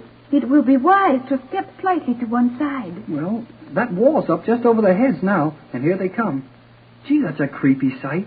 That long line of people, all dressed exactly alike, marching along in single file, looking straight ahead, and not a sound out of them. Needless conversation is not encouraged among the workers of Euclidia. Well, this bunch sure isn't wasting any words on us. I never knew so many blamed people could have so little to say as a gang around this spooky place. I think we should attempt to pass under the wall while it is raised. Good girl, Joan. Come on. And if anybody stops us, they'll have to move out of that chain gang they're in. I'd be glad just to get in that chain gang, watch it bust up. Quickly, Jerry, the procession is nearly through. Okay, come on then. Only a couple of steps and we'll be on the other side of the wall. Well, we made it, and nobody tried to stop us. We are barely in time. The wall is sinking down to the floor. And that long line of spooks is marching off someplace. Jerry, what is a spook? Oh, a spook is something you see every time you turn around on Euclidia, and G47 says he hasn't any up. Oh, that is horrible English, Jerry. Maybe it is, but it's the way I feel. Oh, boy. Our voices sound all right again. That is something. Yeah, and we're on the other side of the wall. That's something else. It will be difficult to decide upon our course. Huh? Oh. Why, Joan, this is really something to see. I agree with you. Are you sick? Sick? You think I am ill? Oh, must be something wrong with you. You agree with me. Jerry, will you please? All right. I won't try to have any more fun with you. Let's get down to business and decide which one of these little streets we want to use. There is apparently no activity at any point in this portion of Euclidia. Sure not much going on, but what a place this is. A regular little modern city, all laid out in streets and everything just perfect. I got it. What have you, Jerry? I've got the answer to this model town. Yes? Oh, I'll bet the Euclideans are planning to start model towns like this when they take over the rest of the world. Well, that is possible. It is indeed a model of neatness. Well, I guess it won't do any harm to look in one of these windows. Wait, Jerry. Huh? As we are walking on this noiseless stone, do you not think we should give some indication of our presence before we attempt to peer into windows? Well, I suppose we ought to. Hello in there. Hello in there. Hello in there. Jerry, you are terribly noisy. Guess I'm not noisy enough, though. I didn't wake anyone yet. I'll try it again. Please do not. I think we may consider these buildings vacant and observe them as we choose. On the contrary, you would be very foolish to attempt to pry into the secrets of those buildings. Gee, the girl commander. Precisely. I am sorry if we have overstepped the privileges given us by G47. You have not done so as yet. No, then we won't. But where did you come from? The building you have just passed. My quarters are contained in that building. You were correct, Jerry. These are occupied. Indeed, they are. These buildings are the quarters of the various commanders. You are now in Transportation Sector Number 1. This entire block is occupied by submarine commanders. The adjacent street houses airplane pilots. Well, we don't want to stick our noses in any place we're not supposed to see, but G47 told us we could look at anything we get into. That is a point on which I must question you. How did you get into this sector? We just walked in. Through the steel separation wall? That wall was raised to allow a long column of workers to pass through. We entered as they passed out. So? Someone in the control tower is very careless. You must leave at once. What, Commander? Silence. You must leave at once. If you were found here, G47 would deprive you of all freedom and confine you to your quarters. Okay, Skipper. How do we get out? Follow me as rapidly as possible. I will personally allow you to pass through a private entrance in the rear of my quarters. Well, where will we be after we get there? I mean, what kind of a place will we be in? And how do we get from there back to our quarters? You will be in the agricultural chamber. You mean where the pigs and the chickens and the cows are? Precisely. You will be directly across the animal husbandry section from your own sector. But, Commander, how can that be? We have walked for miles, and we left that room at the beginning of our tour. The various caverns making up Euclidia form a rough circle.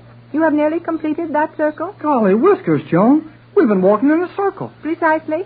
Now I will open the door which will admit you to the agricultural section.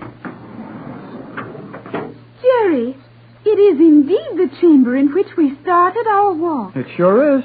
And is that the elevator to our quarters way over there on the other side? That is the elevator. One moment while I close this door.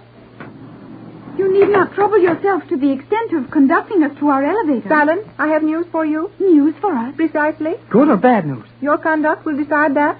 My opinion would be that you will, in all probability, utilize this news in a manner both foolish and dangerous.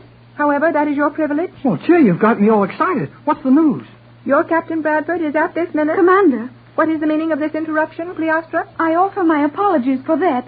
But I was frightened by the thought that we might be overheard as you gave us this news. Yeah, What if somebody heard you telling us something you're not supposed to tell? Do not presume so far. What I am going to tell you is common knowledge among the Euclideans. However, we will not be overheard. This sector is normal in every respect. We are as safe as if we were speaking in an open plot of ground in your own world. Okay, Commander.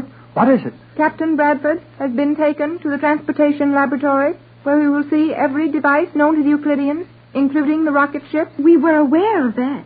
Here is something you were not aware of, and I think the one detail which G47 has overlooked in guaranteeing your safe imprisonment here.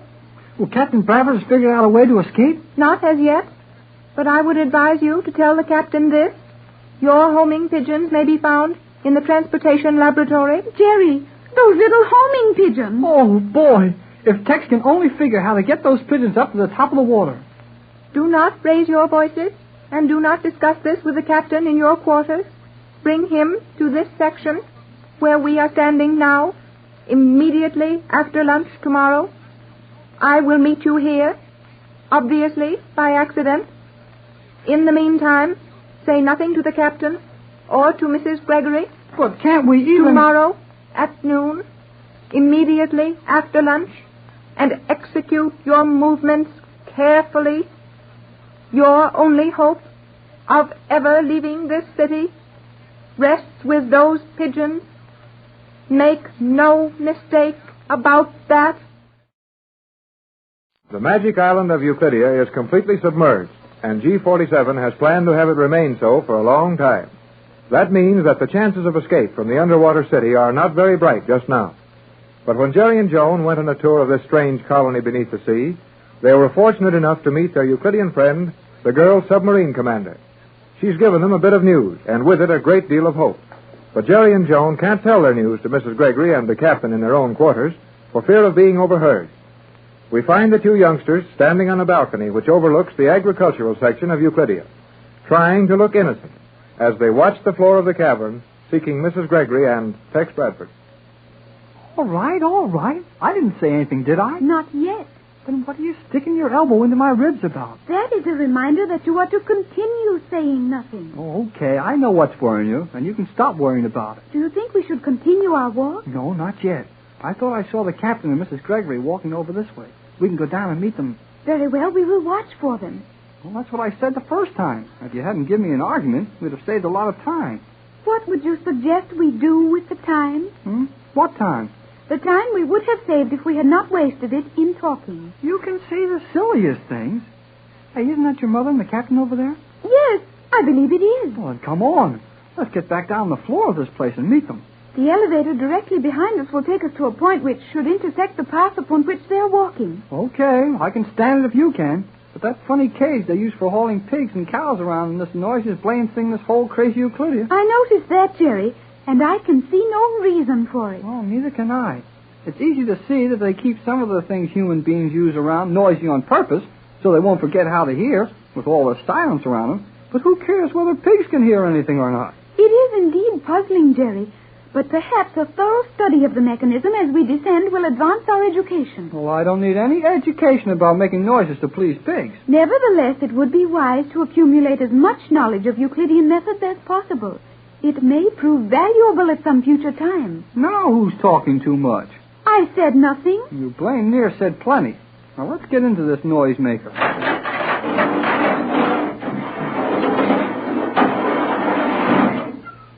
That is really rather terrible, Jerry. Oh, it's really worse than that. Well, put your fingers in your ears. Here we go down.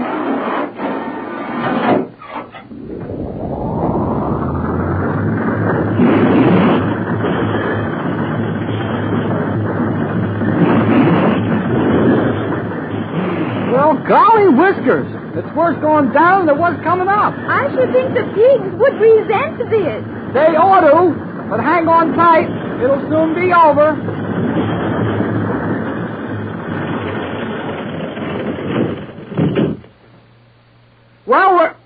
Well, we're here. I said we're here. I heard you, Jerry. I was merely ascertaining that your statement as to our presence was correct. Well, I don't blame you. Now, if this gate hangs together long enough for me to open it...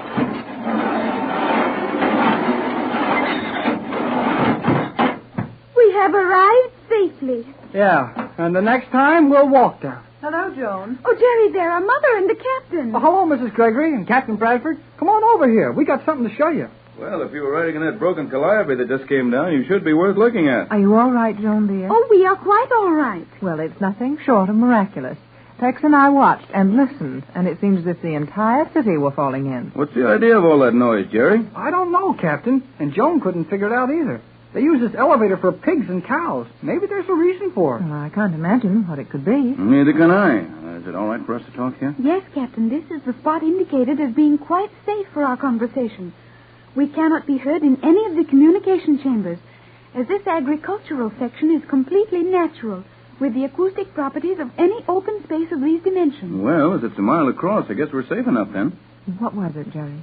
Tex and I have been nearly frantic ever since you told us so mysteriously that we were to meet you here immediately after lunch. That was the order given to us by the commander. That girl submarine commander? Precisely. What did she want? Well, she didn't tell us the whole thing. She's going to meet us here, right now, I guess, or pretty soon. Have you any idea what it's all about? Yes, Captain. I think it offers a slight hope for us. Hope?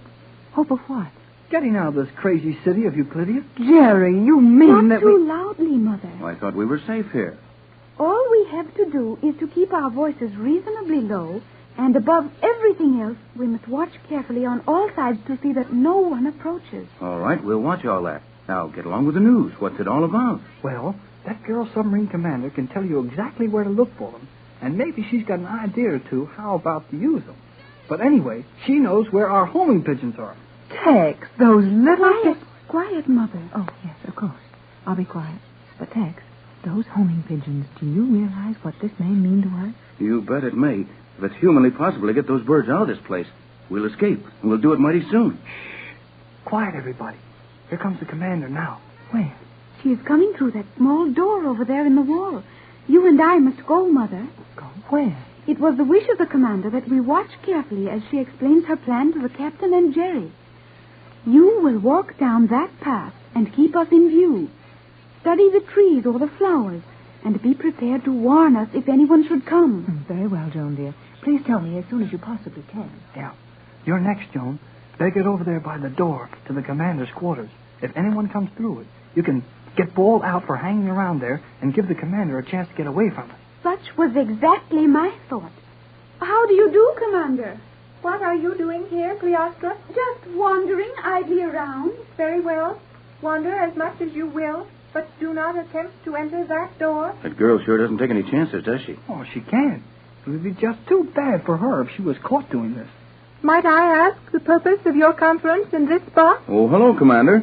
I'm afraid we haven't any purpose in mind. We're apt to be found standing in spots all over this strange underwater world, just feasting our eyes on sights we never expected to see. That would seem innocent enough. How much have you told the captain, Hall? Well, not much. Just that you knew where the homing pigeons were kept.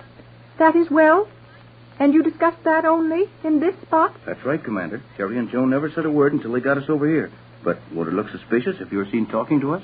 It might, if it were not for the fact that I arranged to have your presence here observed, and I have been sent to instruct you as to where you may and may not go on this side of the city. What about the pigeons? They are kept in a steel cage in the submarine experimental laboratory. I understand that you, Captain, are to work with G-47 in that section. Right. He asked me to help him locate the weakness in those submarines. Excellent. You will have ample opportunity to observe those pigeons and plan for their release. Then you think we've really got a chance to get out of this place? The opportunity is there. It must be well handled. Have you any suggestions? Yes. Encourage G-47 to allow you to accompany submarines and rocket ships on test runs. Attempt to establish the habit of carrying something aboard with you, something large enough to contain a pigeon at some future time. That's mighty clever, Commander. There is a reason for my position as High Command of the Euclidean Fleet. I'll say there is. You think on your feet. Only when I am standing. That's just a slang expression of Jerry's. What he meant was to say... And I trust it will prove necessary to warn you again. I see that Cleostra is on forbidden ground. I will send her to you, and it will be well if you confine your activities to another portion of the city.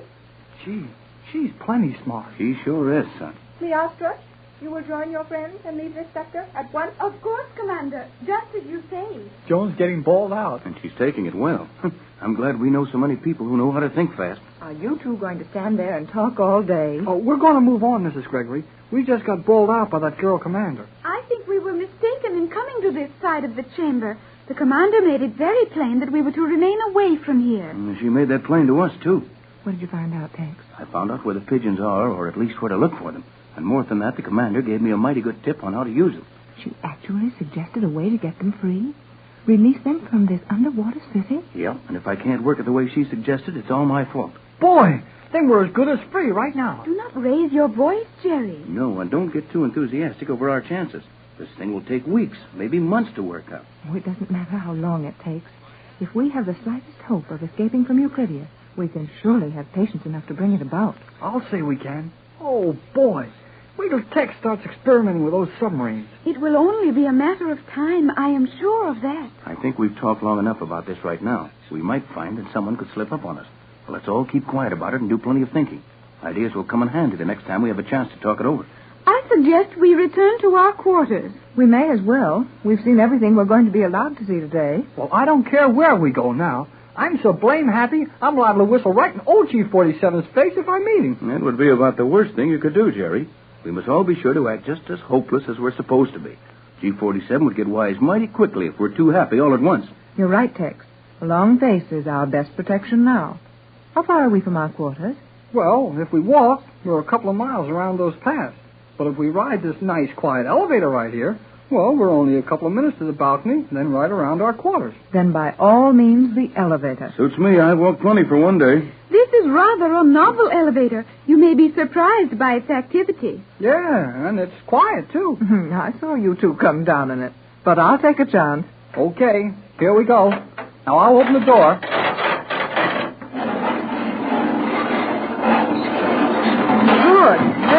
Were you afraid this contraption will be too quiet for us? It will surprise you still further as we ascend. Jerry, are you sure this thing is entirely safe? Oh, they haul plenty of pigs on it every day. Then it certainly should do for us. These Euclideans give those pigs the best of care. Now, I'll shut the door, and up we go. Oh, boy, am I happy.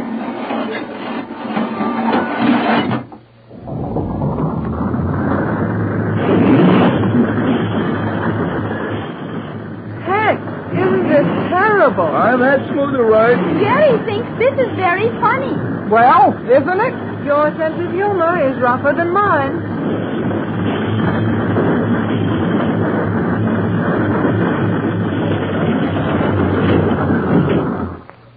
Pat and I watched you come down in this, but it's worse than we expected. Yes. I didn't expect quiet, as Jerry promised. But watching is nothing to the torture of riding. Well, we're here. Everybody out. Now, be careful, Jerry. Don't forget to look sad. I'll try, but it's going to be mighty hard. I know what I know.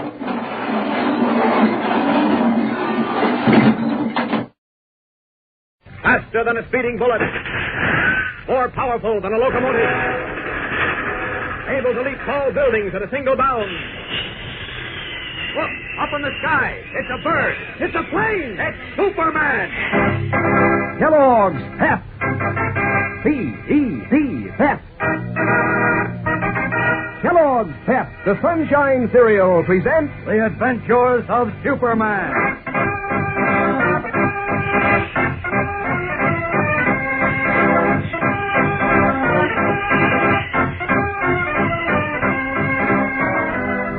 Today, as Jimmy Olsen tries desperately to reach Clark Kent, only a few minutes remain before Muggs and his gang will reach the synagogue of Rabbi Stone to strike another blow in their relentless campaign of terror.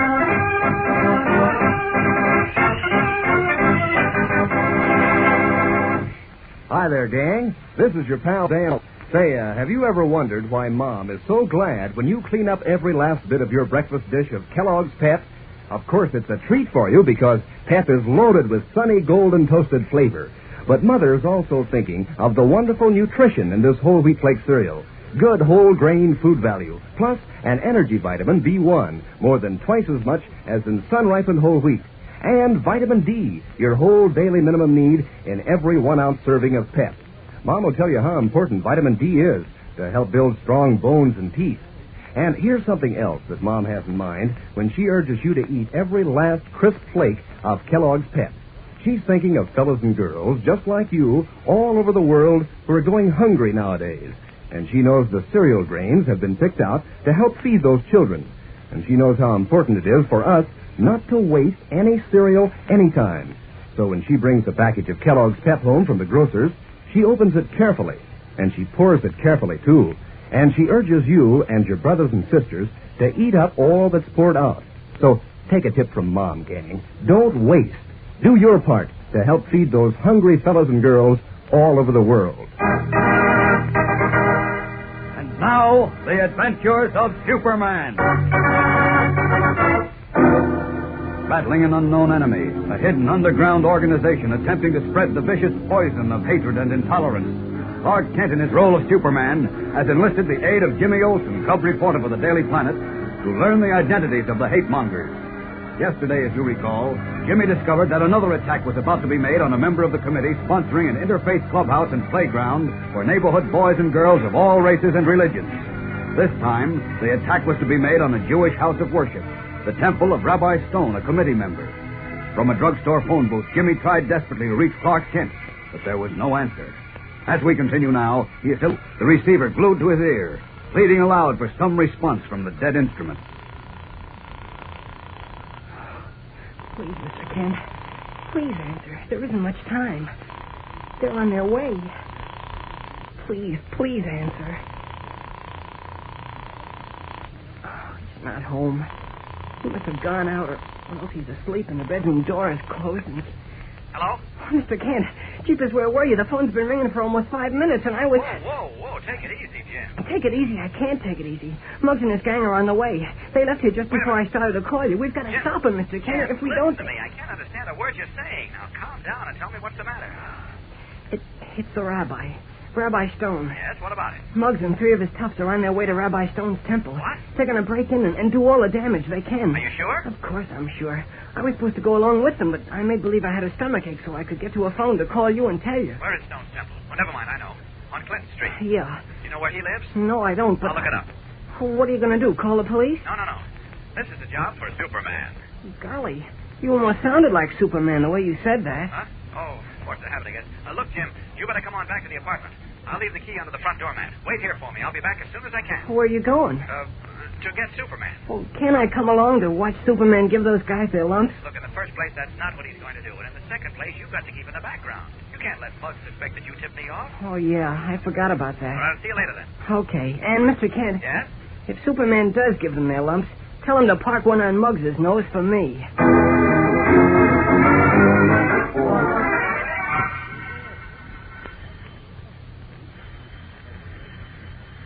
Shame to have to wake him up at this hour of the morning, but it can't be helped. Seems to be a light in a rear room. Oh, here comes someone. A man, fully dressed. Could be the rabbi, except he's a little young. Oh, I'm sorry to disturb you, but... Am I seeing things? What?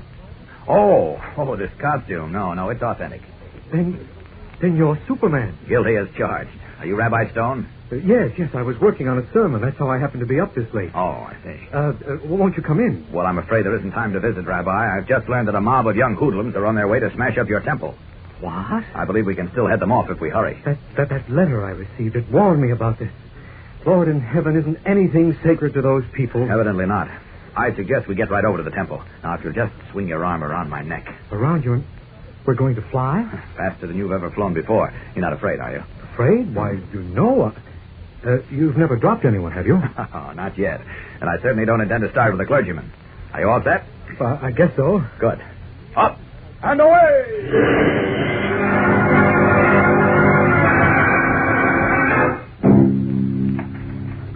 Oh, you say you saw them as we were flying over? Yes, they were just turning the corner of Lorimer Street. You having trouble with that key? I've been complaining about this lock for almost a year. One of these days, I'm going to get a screwdriver and fix it myself. There, finally. I'll turn the light on. No, wait a minute. No light. You can't see a thing in here. It's pitch dark. Remember who I am? Well, of course. Sorry, I stepped right into that one. You can see in the dark, can't you? Almost as well as I can in daylight. Comes in handy now and then. I should think so. Well, how do we handle this? How many of them are there? There are 4. All youngsters, 16, 17. The leader is a boy named Muggs. Where did you learn all this? I get around. Now tell me, what would be the easiest way for them to get in here? Well, break one of the windows and climb in, I guess. I doubt whether they do that. Too much noise. But then they'd have to jimmy one of the doors, Oh. either the front door or the side door. That sounds like it's a side door. That's the one we came in, isn't it? Yes. All right, we'll let them force it. You say the lock needs repairing anyway. Once they're inside, we'll... You mean I will? All 4? Well, I did a little boxing at college. I can still throw a few punches. Sounds funny coming from a rabbi. Do you know Francis Sheehan, Father Sheehan at St. Catherine's? Sure, of course I do. He was an all-American tackle for Holy Cross, you know. And he can lick his weight in Wildcat. Oh, I didn't know. When we're not busy during the summer, he and I run up to the Y gym and we do a little sparring. Look, don't ever tell him I told you, but he's a sucker for a left hook. I won't say a word. You know, that's the trouble with a lot of people. They think religious leaders are a bunch of stuffed shirts. Maybe they used to be, but they're not now. Take a fellow like Leeds at the Methodist Church. He played pro ball to earn enough money to go through seminary. Now he coaches the church team, and believe me, his club can lick the pants off half the college teams in the state. And on top of that, he's a good preacher and a good minister and a regular guy. It sounds like a combination you can't beat. You can't. And if more people got to know their priest or their minister or their rabbi, they'd soon find out how regular they are, especially youngsters. Now take these 4 hoodlums we're waiting for. Hold it. Get ready to take them. They're here. Where? Where we figured they'd be, at the side door. You hear them? Yes. They're working on the door, forcing the lock. Now maybe I'll get a new one. Well, since you're going to do the honors, Rabbi, I'd better duck down behind one of the pews. How far do you want me to go with them? Oh, not too far. Just give them a light thrashing. I want them scared more than anything else. Are you sure you can handle all 4? If I can't, I'm slowing up, but I'll need light. Okay. I'll stand by at the switch, and once they're all inside, I'll flip it. Won't they see you? I move pretty fast. I'll be down behind a pew before they can blink. Hold it now. Heard the door creak. Yes, they're getting it open. Watch it. Right. Okay, you guys. Come on. Okay. Close the door, let's see. Yeah. Light a match, Joe. Let's see where we are. Right. I'll show you where he is. What the? Lights, camera, action! Blinded momentarily by the lights flooding from the ceiling of the temple vestry, Muggs and his 3 companions blink in amazement at the unexpected reception. Crouching low behind the pew, Superman looks on smiling as the fighting young rabbi moves in to give the hoodlums the thrashing they deserve. But unknown even to the man of steel, tragedy may soon wipe the smile from his lips. We'll be back in a moment to learn what happened. So keep listening. Gang, you've probably learned in school how important the sun is to the earth. But you know how important it is to you? How it makes vitamin D for you that helps you grow up with strong bones and teeth? And you know that you get your whole daily minimum need of Sunshine Vitamin D in your 1-ounce serving of Kellogg's Pep. Yes, sir. And this sunny golden toasted cereal brings you more than twice as much vitamin B1 and energy vitamin as in sun-ripened whole wheat. Pep gives you loads of doggone good eating, too. Sunshine, flavor, and crisp goodness. So it's no wonder you want to eat up every last spoonful in your bowl. And a good thing, that is, especially nowadays when there are fellows and girls going hungry overseas. You see, the cereal grains, like the famous whole wheat and Kellogg's Pep, have been picked out to help feed those hungry children. So it wouldn't do for us to waste. Keep that in mind when Mom brings Kellogg's Pep home from the grocer's. If you pour your own cereal, pour it carefully and eat up every bit you pour out. Tell the rest of your family to be careful, too. Taking care of waste here is helping to take care of hungry children over there. Insisting on handling Muggs and his 3 full-room companions himself, young Rabbi Stone, one of the members of the Unity House Committee marked for violence, faces the 4 hoodlums in the vestry of his temple. Closing in, he grabs Muggs by the scruff of the neck. Why, you dirty Maybe mouth. if someone had paid some attention to you 10 years ago, wouldn't be breaking into churches and temples now. Joe. Oh, no, you don't. Give me something to do. I'll do it. The shiv, Lefty. The shiv. Come on. Fight, you cowards. Come on in and fight. All right. You close in. Get him. That's what you think. Okay, Lefty. Now. That does it. Let's scram. Come on. Well, that was short and sweet. Nice work, Rabbi. I didn't see the knife. Didn't see... Knife? Great Scott, you've been stabbed. The one he called Lefty. He had it in his sleeve. Oh, how did I miss it? He said Shiv. Shiv must be knife. You're in a bad way. I better get you to a doctor. With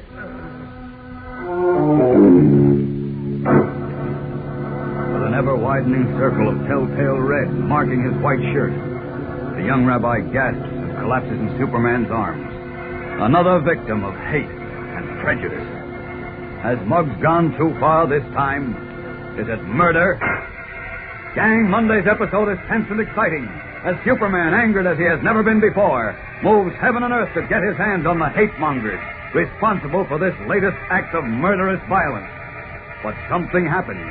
Something that even he cannot foresee. So be sure to hear Monday's episode entitled, Rats Have Sharp Teeth. And remember, for breakfast, it's Kellogg's Pep.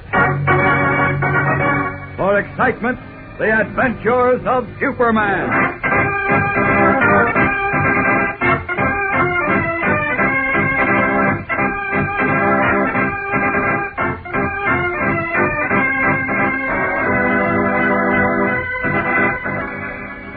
Superman is a copyrighted feature appearing in Superman DC comic magazines and is brought to you Monday through Friday at the same time by Kellogg's Pep, the Sunshine Cereal.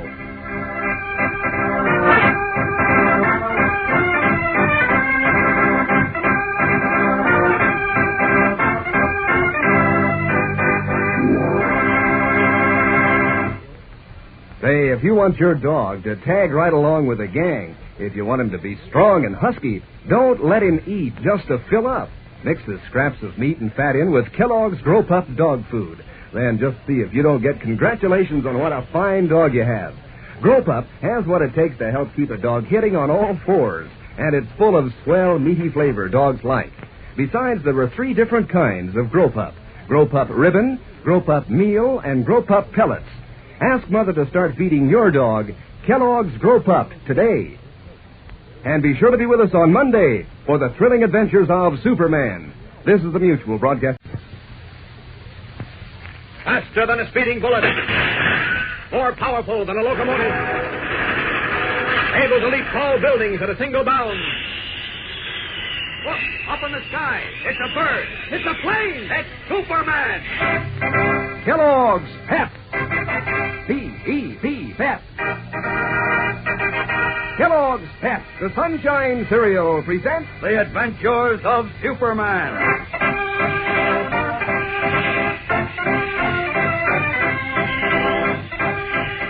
Today, as the agents of hate claim another victory in their campaign of terror, Superman, shocked and angered, realizes he must find some swift means of stemming the evil tide.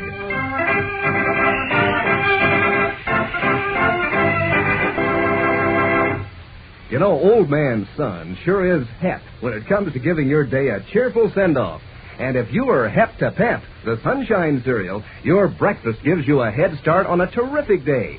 Yes, sir, Kellogg's Pep sure is on the sunbeam when it comes to really smooth eating. Looks swell in the first place, those crisp, tender whole wheat flakes all toasted and golden, and how Pep does give a lift to your appetite. You see, Kellogg's Pep is loaded with sunshine flavor, a rich, full wheat flavor that has come on in every spoonful. There's crisp tenderness, too. Every crunchy flake is a slick treat in itself. Makes you want to dig right in and polish the bowl clean as a whistle. And that's the right idea these days, you know. It's mighty important to get the good out of every bit of your breakfast dish of Kellogg's Pep, because it's good for you, and because Pep is made from whole wheat, one of the cereal grains that have been picked out to give that swell grain nourishment to fellows and girls overseas. So, gang, this is no time to waste cereal. When Mom brings Kellogg's Pep home from the grocer's, make yourself a committee of one to help guard against waste. If you pour your own Pep, pour it carefully and polish off every bit you pour out. Pass the word along to the rest of your family, too. Remember, gang, eat all your Pep. Don't waste it. And now, The Adventures of Superman. In an effort to prevent the building of a community clubhouse and gymnasium whose doors would be open to all youngsters regardless of race, religion, or color, an unknown group of hate mongers, led by a man who speaks only from behind a black velvet curtain, has started a campaign of terror and violence in the city of Metropolis. Thus far, a block of stores was burned to the ground, a little Irish newsboy beaten almost to death. And as we learned in our last episode, a Jewish rabbi was stabbed during an attack on his temple. To learn the identity of the man responsible, Jimmy Olsen is masquerading as a young tough and has joined a gang led by a boy known as Muggs, and it does the dirty work for the hate mongers. As we continue now, it is the morning following the attack on Rabbi Stone. Clark Kent and Jimmy Olsen are in the office of Inspector Henderson at police headquarters. Henderson is speaking. I've had enough of this, Kent. But, Inspector... I'm not going to sit by and let those hoodlums run riot. But, Inspector, you look... saw the report from the hospital. I know. Another fraction of an inch and that knife wound the rabbi got would have killed him. Right, well, fortunately it didn't. He's going to be all right. That doesn't alter the fact that those pool-room bums committed a crime. But Assault and battery with a lethal weapon. Why, I could send them up for 10 years. Sure. And what good would it do? What good? Society would be rid of them for a while. Fine. And within 24 hours, others would take their place. Well, that's a fine way to talk. Well, it's true. I suppose the court should never sentence anyone for committing a crime because someone else is going to commit another crime in his place. Well, Mr. Kent didn't mean that. Did anyone ask you, Olson? Jim's no, right. You know I didn't mean it that way. This is a special situation. Those boys aren't doing these things on their own. They're being ordered and directed. Now, we've got to get at the root of this evil. And the root is the man Jimmy talked to. The man who hides behind a black curtain. All right, let's get him. What are we waiting for? Haven't anything on him yet. But we will have within 24 hours. I'm not waiting 24 hours. Now, look. I agreed to go along with you when they set fire to those stores and almost killed the O'Neill kids. But enough is enough. Do you realize what the papers would do to me if they got hold of this? The papers have all been contacted by Perry White. They agreed to lay low, not to publish anything until we had a chance to thoroughly test our plan. And now we have that chance. Oh, yeah? Yes. Jimmy here has been given a direct assignment by the man we're after. He's going through the motions just to be able to get something on our black curtain friend. Once that's done, we'll have Jimmy's evidence and we can nab him and send him away for life. Well, how do I know this is going to come off the way you tell it? I promise you it will. Just give me another 24 hours. That's all I ask. Oh, please, Inspector. All right. 24 hours. Good. But not a split second more, and that's final. Gee, thanks, Inspector. And you be careful, you little whippersnapper. I don't want you getting into trouble. Oh, don't worry about me. I've got Superman right beside me. Sure words were never spoken, Jim. Well, we better get going. We've got plenty to do before we... Oh, go ahead, Inspector. Take it. Thanks. Henderson speaking. Who? Yes, he's here. Just a minute. For you, Ken. The office? I didn't ask. I'm not a telephone operator. Sorry. Here. Thanks. Hello. Yes, this is Clark Kent. Oh, hello, Father Sheehan. Yes, he's going to be all right. I should say it was lucky. What was that? When, this morning? Same kind, eh? Yes, I'll tell Inspector Henderson about it. He'll probably want to have the church policed. I certainly will. Thank you for calling, Father. Right. Goodbye. Now what? Dr. Leeds of the Methodist Church, he's a member of the Unity House Committee, too, got a threatening letter this morning. The same sort of a letter Rabbi Stone received yesterday. Kent, we've got to put a stop to this. Exactly what we're trying to do. But nothing's happening. He gave me 24 hours, remember? Well, I'm not so sure I want to now. Why? First a druggist, then a newsboy, then a rabbi, and now a minister. Now, wait a minute. We mustn't lose our heads. That's exactly what they're hoping for. They'd like us to fight one another. I still say this needs action. You're going to get action, or my name isn't Clark Kent. In the meantime, I suggest you throw a police guard around Dr. Leeds' church. I know what to do. It's just a suggestion. For you, Jim, I'm afraid we'll have to change our plans. We've got to find out, if we can, what form of violence they intend using on Dr. Leeds. Oh, how can we find out? I don't know. I guess you'll just have to go back to the pool room and contact Muggs. But coming over here this morning, you said you didn't want me to see Muggs again. I know. Because there was a chance he suspected I tipped you off about the raid on Rabbi Stone's temple. That's right, but we can't help ourselves now. We've got to know when and where and how they plan to strike. See, they may not go after the church at all. They may attack Dr. Leeds himself. But what if Muggs does suspect me? We had it all figured out. I was to go through the motions of doing the job at the art gallery. So if he was suspicious, he wouldn't be anymore. Now if I go to the pool room, I may be in trouble. That's right, Jim, but it's a chance you'll have to take. Now, wait a minute, Kent. You can't send him over there and let him stick his neck out. Don't worry about it, Inspector. Jim's going a story that'll make them sit up and take notice. What do you mean, Mr. Kent? Just this. Up to now, you've been spying on them for us. Now you're going to spy on us for them.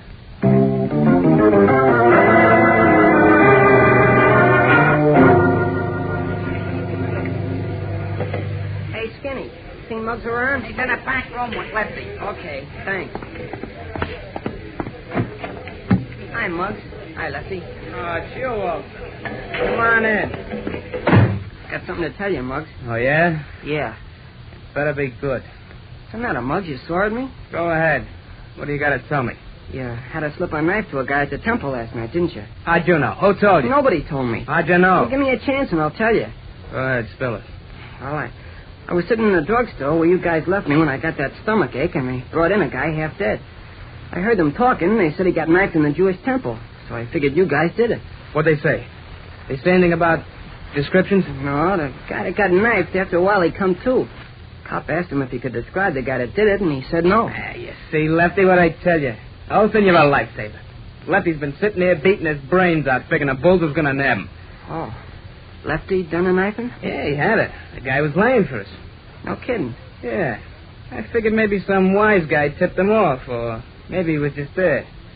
Anyway, as long as he couldn't give the cops no descriptions, we were okay. Yeah, didn't bust up the place then. Nah, but Lefty sure put a lot of knife in that guy. You know who it was? Who? The rabbi. How do you know? The guys that carried him in the drugstore said it was him. I thought you knew it. We didn't know from nothing. All we knew was the guy was throwing a lot of punches and throwing them fast. I had to tell Lefty to slip into shift. Boy, are we lucky he couldn't give no descriptions. Yeah, we sure are. What's the next job, Muggs?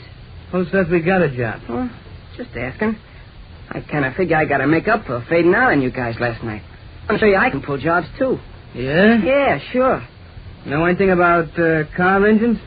Automobiles? Yeah. Oh, sure. I worked in a garage once. Remember I told you, in Philly. Oh, yeah, that's right. Did you ever rig a torpedo? A what? A torpedo. You hook it up to the engine. When a guy starts his car, it blows up. Is that what you're going to do? Yeah. You want to help? Sure. Okay, Lefty here ain't feeling so good. You can take his place. Whose car are we going to work on? You'll see when we get there. When we doing it? Tonight. And this time we ain't running into no trouble. This time the job's going to get pulled right. We'll be back in a moment for the tense climax of today's episode. So stand by. You know, there are so many keen ways of serving up Kellogg's Pep for breakfast that, well, maybe you haven't tried them all. Of course, Pep with milk and sugar makes a terrific dish, but for a little extra zip, try a Pep Banana Split. That's this week's Pep Dish of the Week, and it's a honey. Here's how it's made. Sprinkle a layer of Kellogg's Pep, the Sunshine cereal, in the bottom of your bowl. Top with half a banana that's been split down the middle, then more Pep and the rest of the banana. Add milk and sugar, and then pitch into your Pep Banana Split. A mighty slick combination. What those crisp flakes of Kellogg's Pep do for that banana. Yes, sir, Pep's sunshine flavor and golden toasted goodness sure do rise and shine. Why, each spoonful teases for another until, first thing you know, you're finishing off the last smooth spoonful in your bowl. And a good thing that is, because this dish is good for you. What's more, it's off the beam to waste cereal nowadays when we're sending the cereal grains to fellows and girls across the seas. Keep that in mind, gang, when Mom brings Kellogg's Pep home from the grocer's. Make it your job to see that it's not wasted. Handle the package carefully if you pour your own Pep, and polish off every bit you pour out. All sure to eat all your Pep. Don't waste it. Returning to Clark Kent's apartment from the pool room, Jimmy Olsen reports what he has learned to the Daily Planet reporter, who, as we know, is Superman. And that's all Muggs told me, Mr. Kent. I'm supposed to meet him at the pool room about 8 o'clock tonight. Mm-hmm. They're going to attach a bomb to the ignition system of a car, is that it? Yeah, he called it a torpedo. He didn't say whose car? No, but if the Methodist minister got the warning letter, I guess it must be his car. Yeah, probably. I better call him. What time is it, Jim? Almost noon. Well, he'll be at home, I guess. I've got his number here in my book somewhere. Let's see. Oh, here we are. Dr. Charles Leeds, Metropolis 8532. Oh, what are you going to tell him? Not to use his car. Oh. 8. You ought to meet at the pool room at 8. Uh-huh. That gives us plenty of time to have a talk with Inspector Henderson and make... Hello, Dr. Leeds. Oh, this is Clark Kent of the Daily Planet. Yeah, well, the reason I called, Doctor, was to ask you whether you had any intentions of using your car tonight. What was that? Oh, I see. Well, that's very interesting. No, nothing particular. Yes, I will, Doctor. Yes, at the first opportunity. Thanks a lot. Goodbye. Jim, we're in trouble. Trouble? Dr. Leeds doesn't own a car. For a a moment, Kent's statement fails to register on Jimmy. Then, as it penetrates, the young reporter's expression is one of bewilderment. If it isn't Dr. Leeds, the one who received the threatening letter, who is the next unknowing victim of the hate mongers? Gang, you're in for a surprise tomorrow, as Clark Kent and Jimmy Olsen almost missed the boat in a thrill-packed episode entitled Death on Wheels. So don't fail to listen. Same time, same station. And remember, for breakfast, it's Kellogg's Pep. For excitement, the adventures of Superman.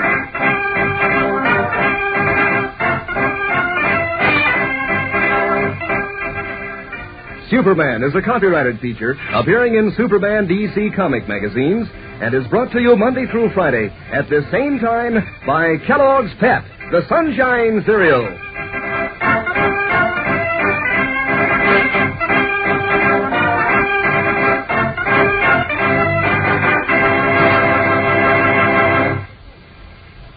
Say, how about being a pal to your dog like he is to you? Sure, do him a good turn. Treat him to Kellogg's Grow Pup dog food.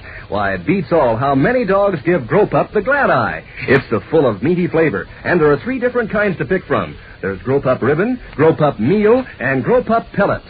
You can give your dog the kind he likes best because they all have what it takes to help keep him right on the beam. For lots of muscle, for strong bones and teeth, ask Mother to base your dog's diet on Kellogg's Grow Pup every day. And be sure to be with us tomorrow for the thrilling adventures of Superman.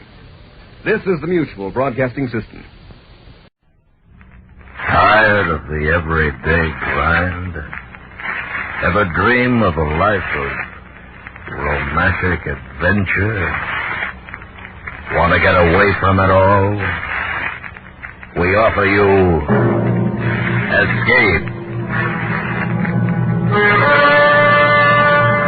Escape, designed to free you from the 4 walls of today for a half hour of high adventure.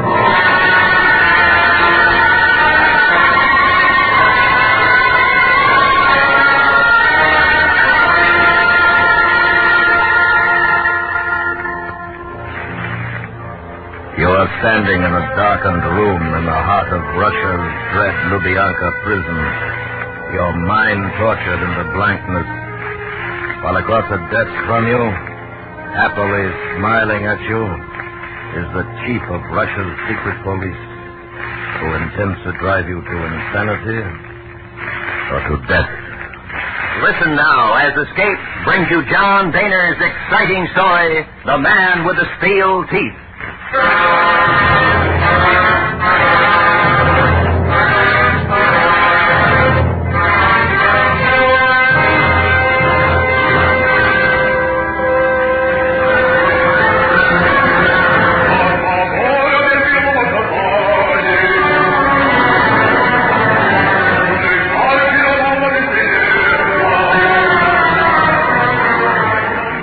It began on the evening of April 29th.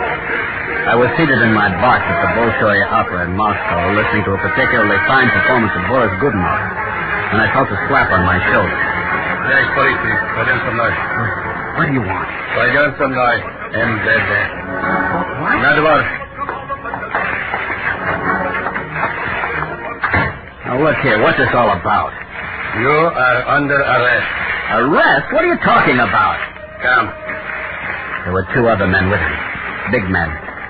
In a moment, I found myself escorted down the corridor, down the grand staircase, and out into the dark street to a black limousine waiting in front. No one said a word as we sped through the streets, the men on either side of me staring straight ahead. Then we rounded a corner, and in a second, I knew our destination. Lubyanka Prison, home of 1,000 ugly secrets, and the dread MVD. We swung down a long ramp and came to a stop at a huge, unguarded bronze door. I was ushered into a small office bare, except for a desk with some filing cabinets. A small, round man in a drab gray suit was standing near the desk watching it. From there, I was taken through another door and steered down a long corridor. It was a cell block.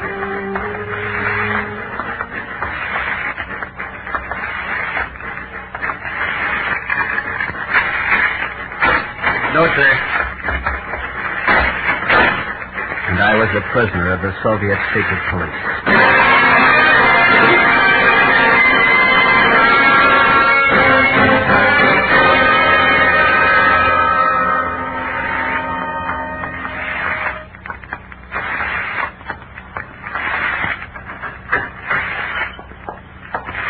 Mr. Luttrell. Mr. Luttrell. All right. Please come in. Sit down. I was waiting a moment. My breakfast, you see. Mr. Ram.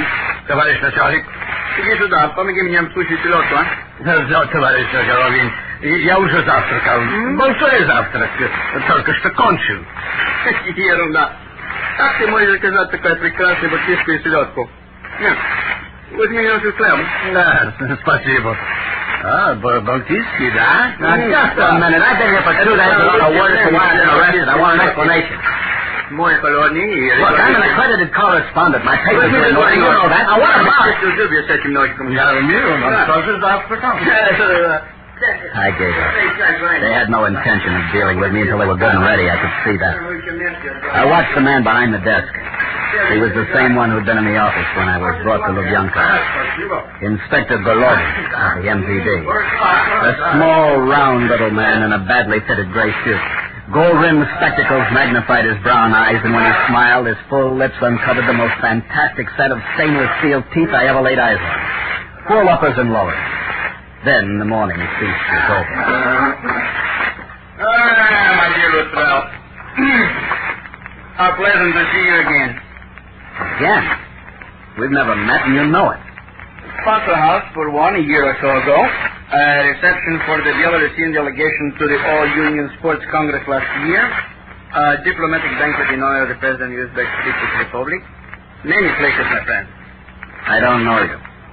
I think we shall get on very well. Why am I here? A legitimate question. You are here to confess. Confess? To what? No. We have much time. No need to get excited so soon. I'm asking you again. Confess to what? Shall I read it to you? You've written my confession? Oh, no, my friend, no. These are the charges, only the charges. The confession is up to you. With my help, of course. You're interested? Go on. From the office of Max Golovin, Inspector District of Moscow, Lazar Pigeon First Office. No, this does not concern you. Tested by the following officers of People's State Security. This doesn't concern you. Subject. Concerning the activities of one Arthur Henderson Luttrell, correspondent WNA, citizen United States of America, resident of Moscow 2 years, hereinafter called a One. That in the morning of August 21st, 1952, the accused was observed by witnesses in an exchange of objects with Pedro Regime engineer, former member Ukrainian People's Agriculture Cooperative, while standing near north entrance to Workers' House. The little man droned on, unrailing paragraph after paragraph of nonsense. Names of people I'd met as a reporter, or at official functions, or on the street, or anywhere. Names of people now dead or awaiting execution. It wasn't until this thought came that it dawned on me what my crime had been. And in the last paragraph, Golovin confirmed it. And that Arthur Henderson Luttrell is accused of the crime of espionage and the encouragement of sabotage. That by the use of personal influence, he contributed to the deviation of 12 individuals since convicted, sentenced, and in 4 separate instances executed for crimes of treason against the state. Well? Very clever. Nothing clever, my dear friend. Merely a recitation of facts. From all the people I know here, you take the few names that'll make a case for you. What's more, some of them are dead. But why? What am I supposed to have done? Do you or do you not confess? To a trumped-up deal like this? No, not on your life. On your life, Mr. Luttrell. Sit down. What did you do?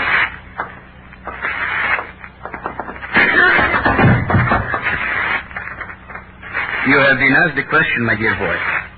Do you or do you not confess? Go to the devil. Confess. No. Confess. Confess.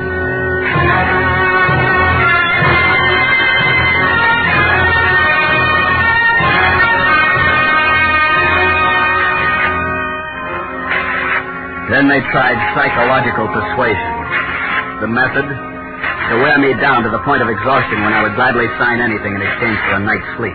You will confess. You will read from this paper, then you will sleep. Now, you will read the following. The charges brought against me are true. I am guilty of sabotage. Read it, Mr. O'Trara. Read it. And guilty sabotage. The use of personal influence to encourage political deviation. And sabotage in others. Go on. Then you will report. In the instances of Nikita Kars, Karasadzaji, Anton Shved, and Mika Bogatin, I was unquestionably the primary factor. No, it's not true. It's not true. I will not.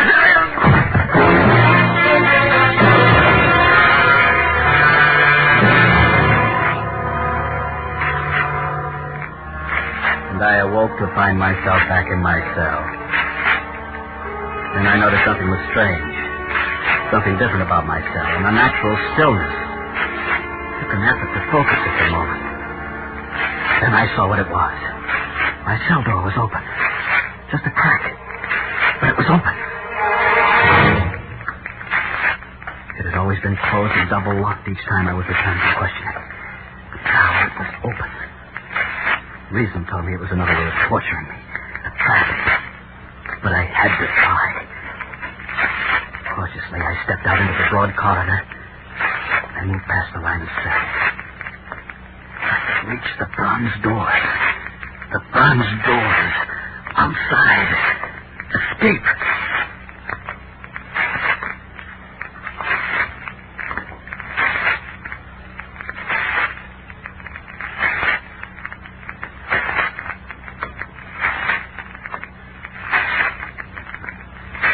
And then I was standing before the door to the office.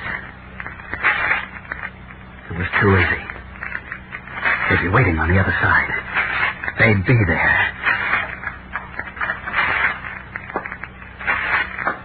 Empty. No Golovin. Nobody. In the corner behind the desk stood a coat rack. On it hung an overcoat and a black hat. I took them, put them on, walked to the bronze doors. And I was outside. Except for a black limousine that stood across the parking area, the place was deserted. Nobody. My first thought was the embassy. If I can get to the embassy, I'm safe. I looked again at the limousine. An official car of the NVD. Trying to be as casual as possible, I went over and looked in. The ignition keys were there. I got in quickly, just on the starter.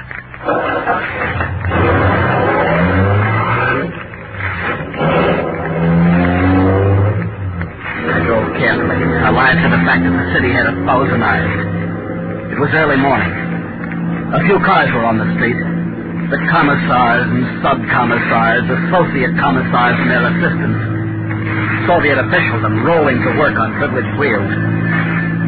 Suddenly, the welcome sight of the embassy came into view. It loomed large and took shape as I approached. There was a car parked in front of the main embassy entrance. I pulled up behind it. I was about to set the handbrake when I saw something that turned my blood to water. Not 40 feet from me, leaning against the stone post of the entrance gate, was a man in an overcoat. He was absorbed with a small hand mirror in which he was examining his teeth, probing here and there with his forefinger. It was Inspector Golovin.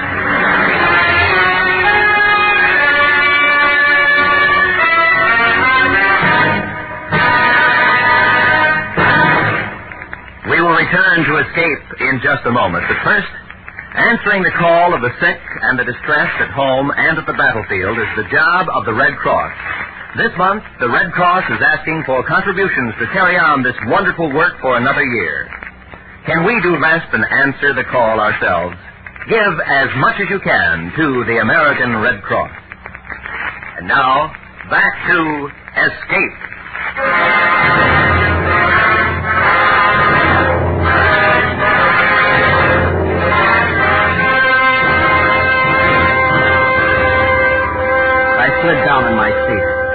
Golovin didn't look up, but I knew he'd seen me and was just waiting. And I saw the bulge in his coat pocket. I had no chance against a pistol. I started the car and pulled out into the street. In the rearview mirror, I saw Golovin go to his car and start after me. I was in a panic. At the corner, I turned left and headed toward Red Square. I hoped that once there, I could cut across the square into one of the side streets and double back to the embassy. But about halfway across the square, I saw a car move out of the thin line of traffic in back of me. It was Golovin, and I had to abandon my plan for the moment. Then began a dodging game that took us through the west section of Moscow and into the industrial suburbs. Time after time, I was sure I'd lost it. But he would seemingly materialize out of nowhere and fasten himself onto me. It went on and on, until we neared the railroad yard. We were racing down a cobblestone street laced with tracks. Golovin was closing on me fast. He called my name as his car came alongside, then began forcing me off the road. There was only one way out. I whipped my fist to the right and skidded onto a bridge.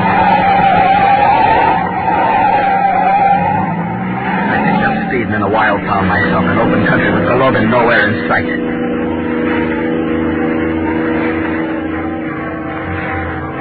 I had lost Golovin, for he had lost me. What difference? I had no chance of ever getting back to the embassy now. The MVD would be there waiting for me with a color guard. So I drove on. On the strength of an MVD identity card I found in the pocket of my overcoat, I obtained gasoline at a small town. And then a few miles from Smolensk, I had a nasty shot. It was a roadblock.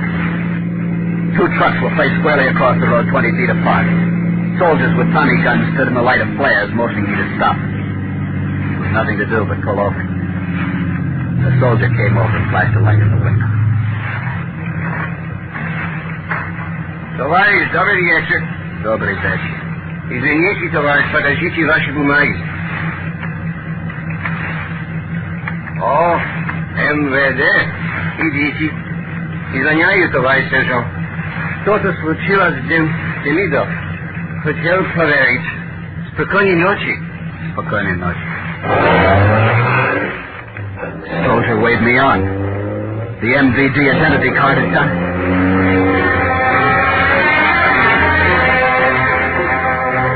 I drove steadily the rest of that night and all the next day. Late the following night, I reached the outskirts of Warsaw. The time had come to abandon the MVD car. It had served its purpose, but by now the entire secret police undoubtedly was alerted to watch for me. So I left it at the side of the road and started walking. In half an hour, I was at my destination, the apartment of an old friend. I was on the ragged edge, needed rest.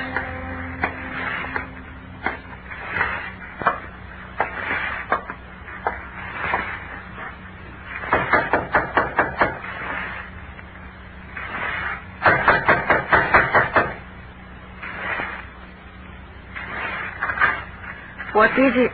Hello, Maria. Chicago. May I come in? Oh, Chicago, you are a ghost. Yes, come in. I'm very tired. Sit down here, my darling. Oh, how good that feels. I will make some tea for you. Such a surprise to see you, my Chicago. What has happened to you? Are you not in Moscow? No, of course you are not in Moscow. You are here. Why are you here, Chicago? Chicago? Chicago. Already you are sleeping. That is good. Yes, sleep, my darling.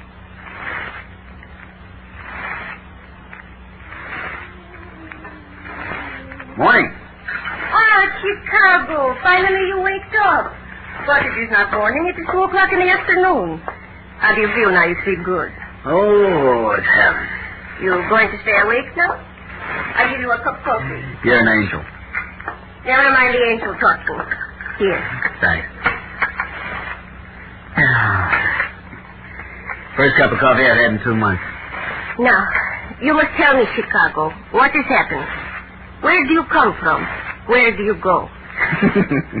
Old Cotton-Eyed Joe. Old which? Your question. Where do you come from? Where do you go? Like Old Cotton-Eyed Joe, an American folk song. Oh. Never mind. Sit down, I'll tell you.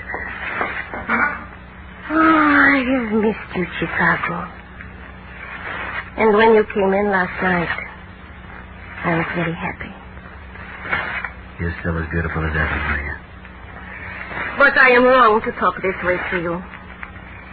Everything was finished 2 years ago, and so it must remain. I still think we were fools. Forget. Now, you in a lot of trouble, eh? Yeah. A lot. You talk in your sleep. What did I say? I could not understand everything, but you kept on killing a man. Golovin. Golovin, that is the name.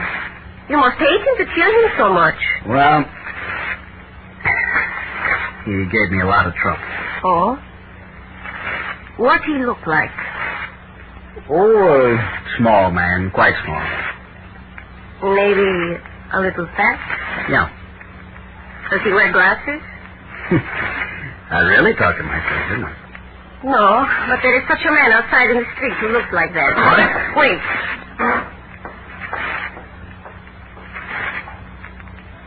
He's still there. Come, look, but be careful. Don't let him see you. Across the street, see? He is in there all day. He was there this morning. He's an inspector for the MVD. MVD? You are in a lot of trouble. All I want is to get to Berlin. Yes, you must leave Warsaw. Can you help me? I think so. I know someone. Can he be trusted? You know my brother, Bronislaw? He's with the communists. I shall let you decide that when you meet him.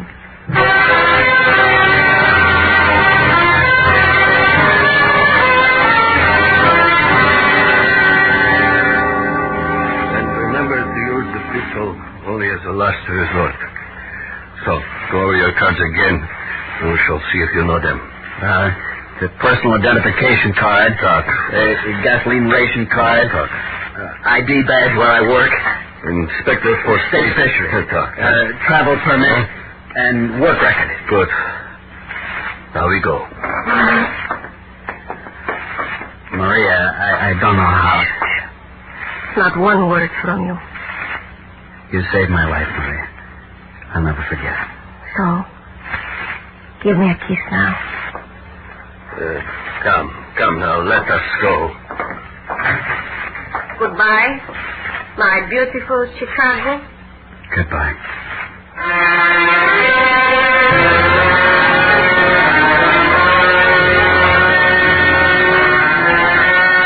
Bronislaw led me down the stairs and out the back door to the alley where his car was parked. There was no sign of Golovin. A relief, to be sure, but still a surprise, since both of us half expected to see him.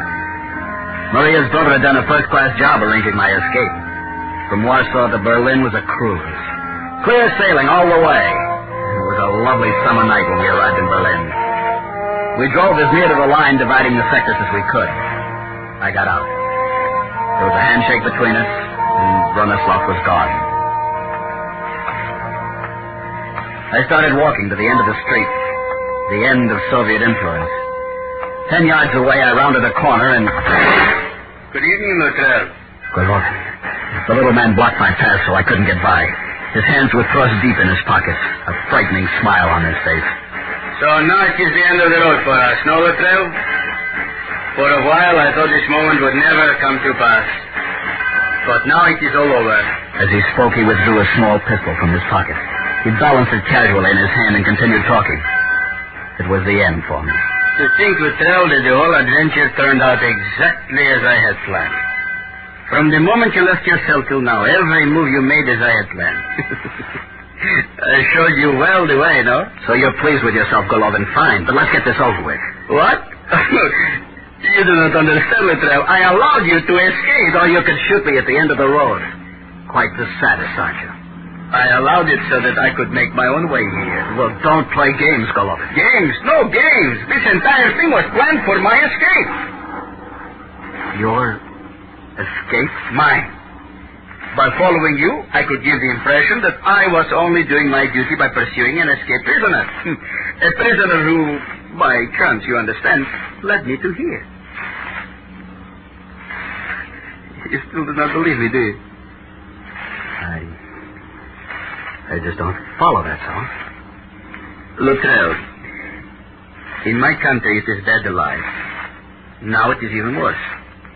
Soon my colleagues would have seen the things I could no longer hide, and then would come the purge. My purge. I had to leave before that could happen. So now, I find it kind of hard to swallow, I'll tell you that. Here, take my gun. Thank you. Now you believe? Come, my dear boy, we cannot stand here. Let us go across the road. You see, I need you to vouch for my story when I am questioned.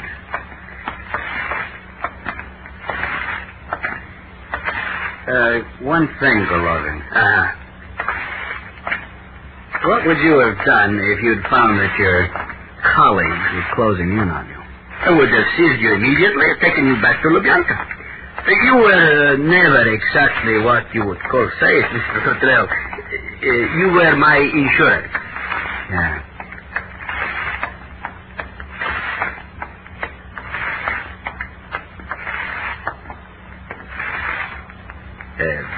This is the American sector? Mm-hmm. My territory now. Oh, then we must seek the military police, and I give myself up. Yeah. Yeah, I guess I would like to have a talk with you. So now, my dear boy... wait a minute, Golovin. Wait?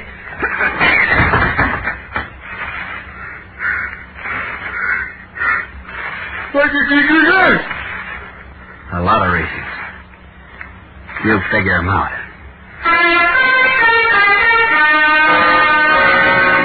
My knuckles hurt. They were bleeding. Golovin sat on the pavement looking stupid. I turned to go, and as I did, he took his hand from his mouth. His full lips hung slack, revealing his steel teeth bent grotesquely out of shape. I shuddered and went to find the military police.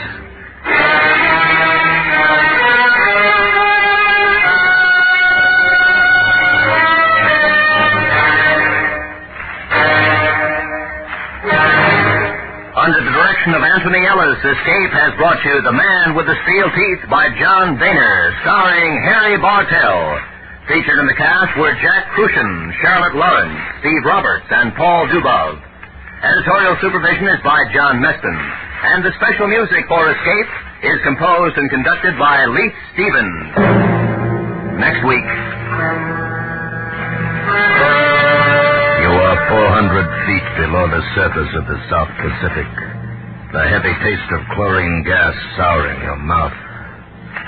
While somewhere up above you, searching through the night for you, is an enemy destroyer bent on sending the submarine and you to a murky death.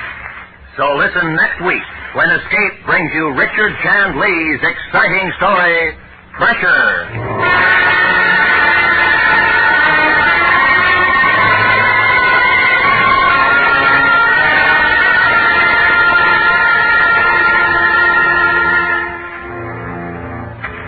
Tomorrow night, on most of these same CBS radio stations, Lux Radio Theater presents Dennis Morgan and Virginia Mayo in the thrilling drama, This Woman is Dangerous.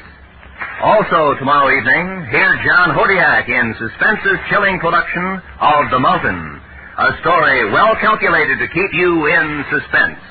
This is Roy Rowan speaking, and remember, you have a date with Arthur Godfrey's Talent Scouts every Monday evening on the CBS Radio Network.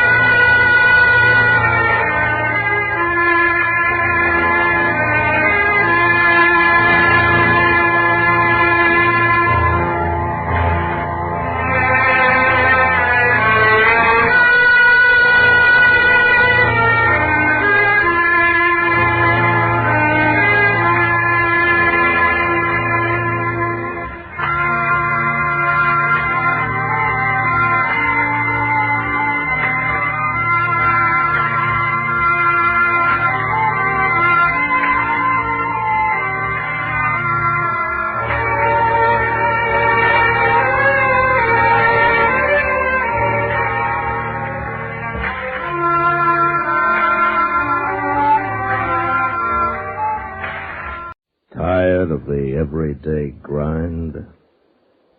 Ever dream of a life of romantic adventure? Want to get away from it all? We offer you Escape. Escape, designed to free you from the four walls of today for a half hour of high adventure.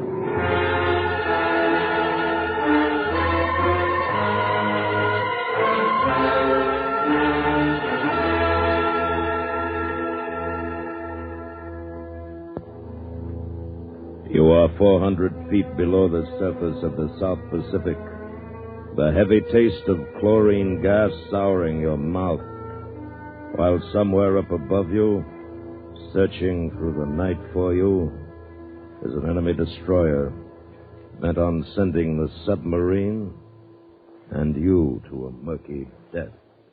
Listen now as Escape brings you Richard Chand Lee's exciting story, Pressure.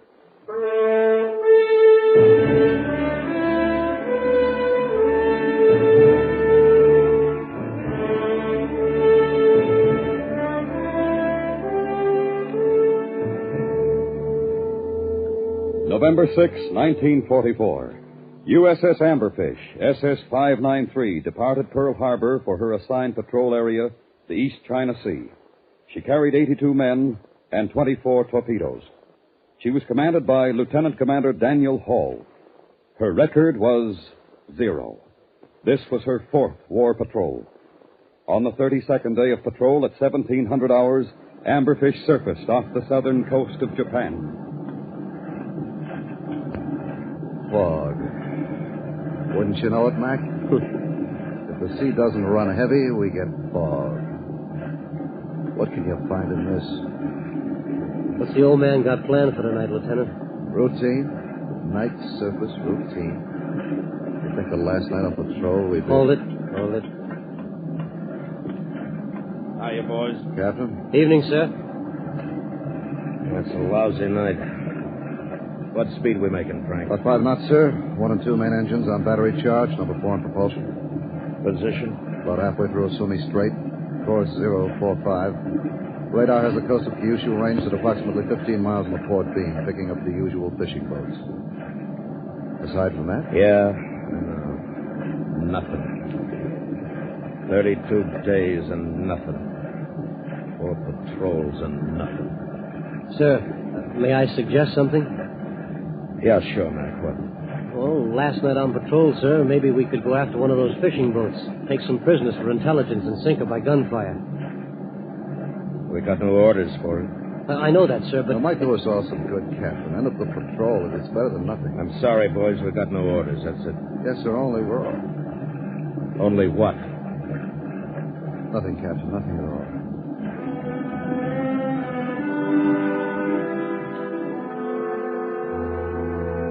"32 days at sea, cramped living, and thoughts pass between men without being spoken.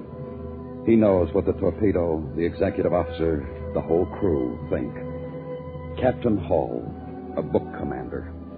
Last night on patrol, and he still goes by the book. Gotta blame someone for an empty sea, for a tired ship, for bringing back a full load of torpedoes 4 times in a row. The captain stares at the fog and into his own thoughts. They need officers behind desks. That's where they'll put him after this patrol, a desk officer. Just a few more hours and he's headed for it. Fog looks like it's thinning. What? Oh, yeah. What's the time, Mac? 0100, sir. Bridge. This is the conning tower. Radar contact. This is Bridge. What's the bearing? 033. Captain? Yeah. It's just barely in range. It's funny looking. I don't think it's a fisherman this time. This is Captain Radar. I'll be right there. The scope's going crazy. Can't be. Keep the bridge, Frank. Yes, sir. Come on, Mac. Yes, sir. This I gotta see.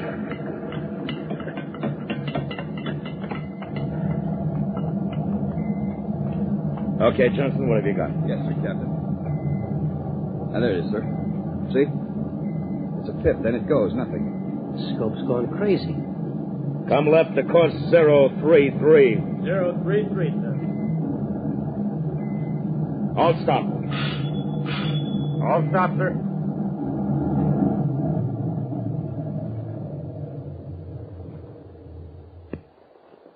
All right, Mac, what do you hear on the bearing?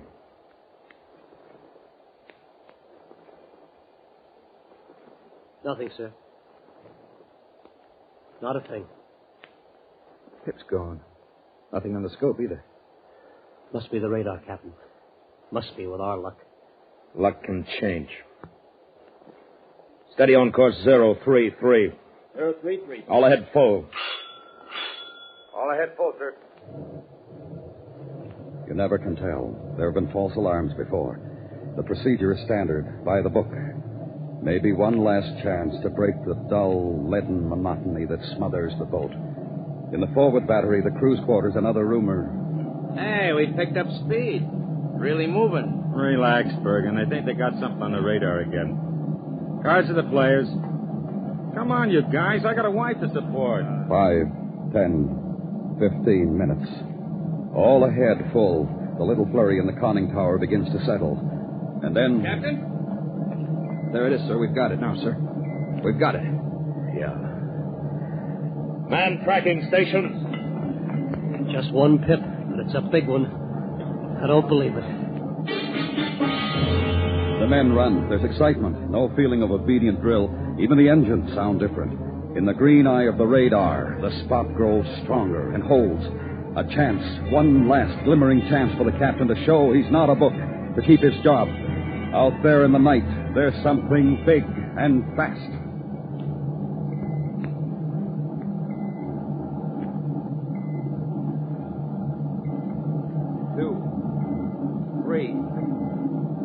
Three smaller ships now, Captain. One big ship and 3 escorts. Zigzagging. Still a long way off. Bridge. Yes, sir? You see anything, Frank? Not yet. Fog's gone, but it's black as pitch. Can we come up to him? We'll come up to him. Just keep your eyes open. Maneuvering. Tell those motor Macs back there to give it everything. All ahead flank. Maneuvering. Make all speed. All ahead flank, sir. What do you think we got, Captain? We haven't got him yet. One ship, 3 escorts. Must be worth something to the chaps. The moon's coming out. We're getting the moon. That's something on sound, sir. Heavy screws bearing 041. Frank, got him on sound now. Can you see? I think so, Captain. Wait a minute. Yeah, I can just about see him. Bearing 040. That's him. Oh, what do we got, Frank? What is he? Well, wait a minute. Well, hold it. Aircraft carrier coming right down the groove. Battle stations, torpedo, make ready, all tubes, and stand by. All tubes ready, sir. Standing by. Another zig, Captain. It's coming right at us. What's the range now? 8,000 yards, sir. Closing fast. Light screws on sound. Destroyer 6,000 yards. He's echo range, sir. Okay, Harris. Bridge, what about those escorts? Moving around, Captain. Looks like they know their stuff. Take it down any time. Keep your eye on them, Frank. We're going to stay up. On the firing bearing now. You mean on the surface for the whole attack? They're looking for something submerged. Just keep those side bearings coming. We'll stay up as long as we can. Okay, Captain. It's your party. Barry? Mark. 041. Range. Mark. 7500 yards. Set. He's right on, Captain. How much time? None, sir. Firing point in 15 seconds. All set.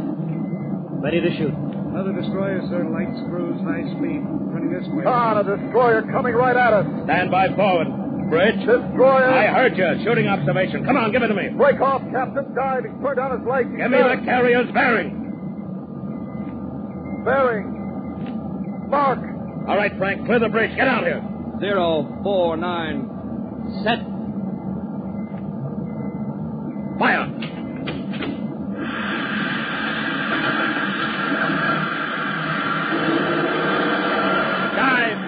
Dive.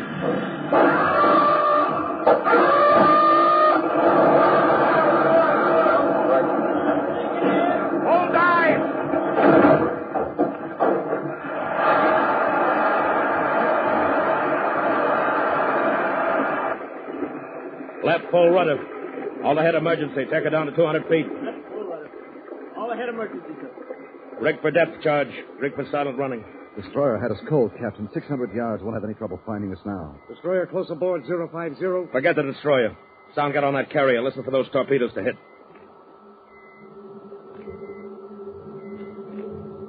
That's him. There he comes. Mac, what's the time on the torpedo run? 70 seconds. Hit any second now. Down 40 feet. Come on, get under. 75 seconds. Should be a hit. 80. He's trying to ram. Hang on.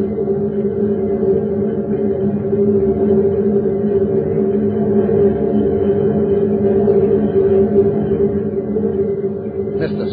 He missed. Harris, did you hear a hit? Did you hear anything? No, sir. I don't know. That destroyer, I didn't hear anything. Missed. Yeah, we missed. Down 70 feet. All right, Sound, get on the destroyer. We're playing target now.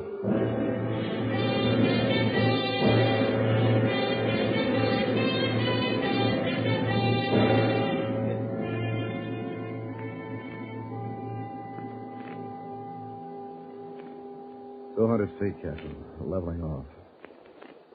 How far to the bottom? Another 100. Not so hot. Echo ranging, sir. Hasn't got us yet. Just poking around. He's slowing down. Turning toward us now. Screws speeding up. Shifting short scale. He's got a contact. Here he comes. Coming on range. He's on us. He's dropped his charges. 3, 4. All right, boys. 5, 6, 7, 8. Hang on. 9. 10.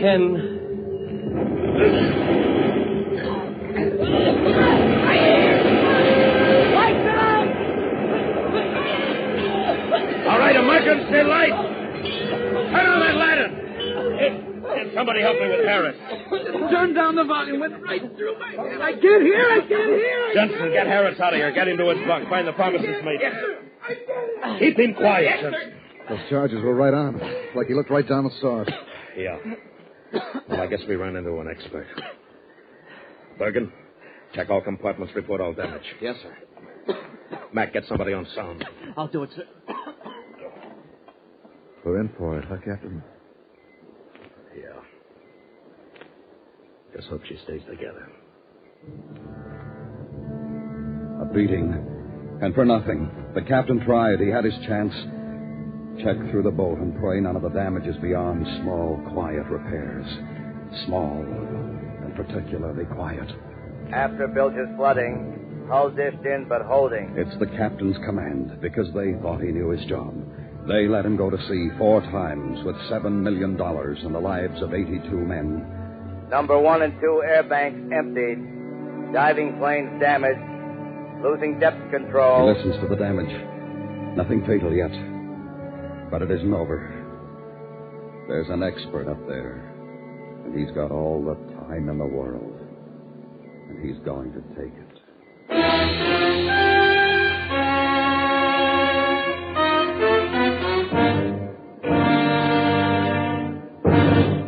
We will return to Escape in just a moment. But first, tomorrow night on Lux Radio Theater, Paul Douglas recreates his original screen role in an adaptation of the film play 14 Hours. Terry Moore co-stars. Also tomorrow night, Agnes Moorehead stars in Suspense's thrilling production of Charles Dickens' eerie tale, The Signal Man. Remember, on Lux Radio Theater, Paul Douglas in 14 Hours. On Suspense, Agnes Moorehead in The Signal Man. Both tomorrow night at the Star's address. And now, back to Escape.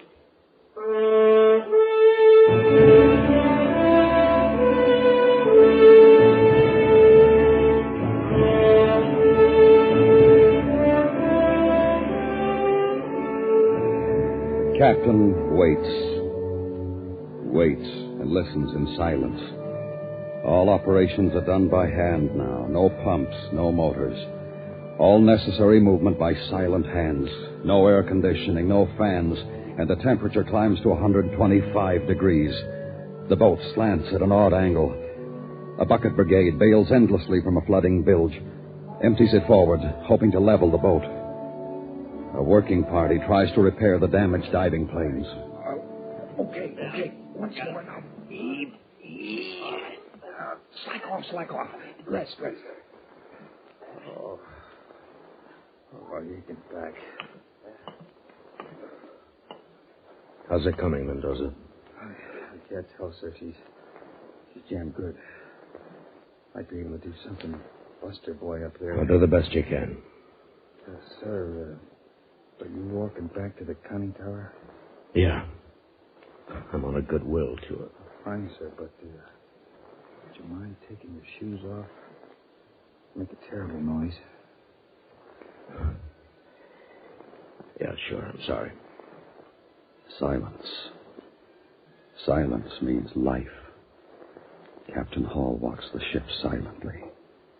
The men smile weakly as he passes, but underneath he knows what they think. How much longer, Captain? How much more do we have to take? Captain is the brains. He knows. He should know.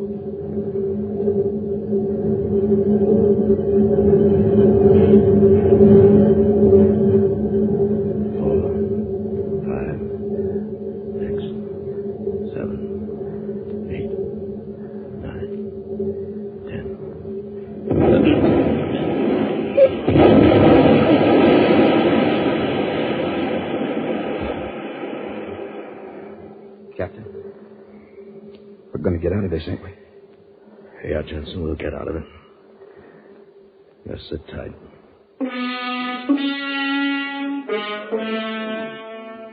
Captain Hull makes the goodwill tour. Then back to the conning tower to wait in the silent heat and sweat. The ship sweats, too. Thick, heavy humidity condensing on every possible surface. Like the steel was porous. Like the sea squeezing in. He's seen the men. He led them into this surface attack on a carrier. Be fast, get in close, and make sure. But it didn't work.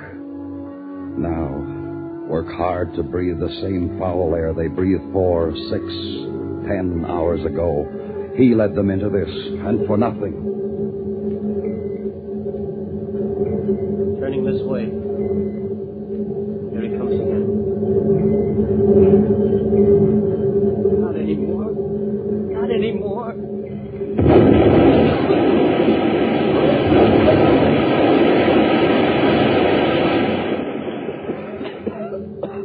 It must be leaking oil. That's what gives him the spot.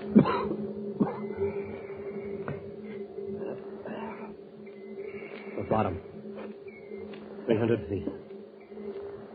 Not so bad. Could have been 4. It's the oil. That's what he sees. That's all he needs. We're not leaking oil. He's got us perfect. He must see something. That's enough. I said we're not leaking oil. Captain?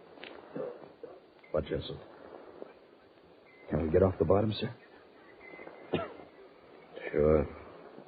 When they get the diving planes in shape, and when our friend clears the area, we'll get up. Yeah. Yeah, sure, we'll get up. Jensen, you want something to do? Take over the sound watch. Yes, sir. Hot. It's getting awful hot. How many depth charges do you think that Jap's got? Too many, sir. Just too many. Light screws. They're fading. He's going way off. Gonna get a good run at it.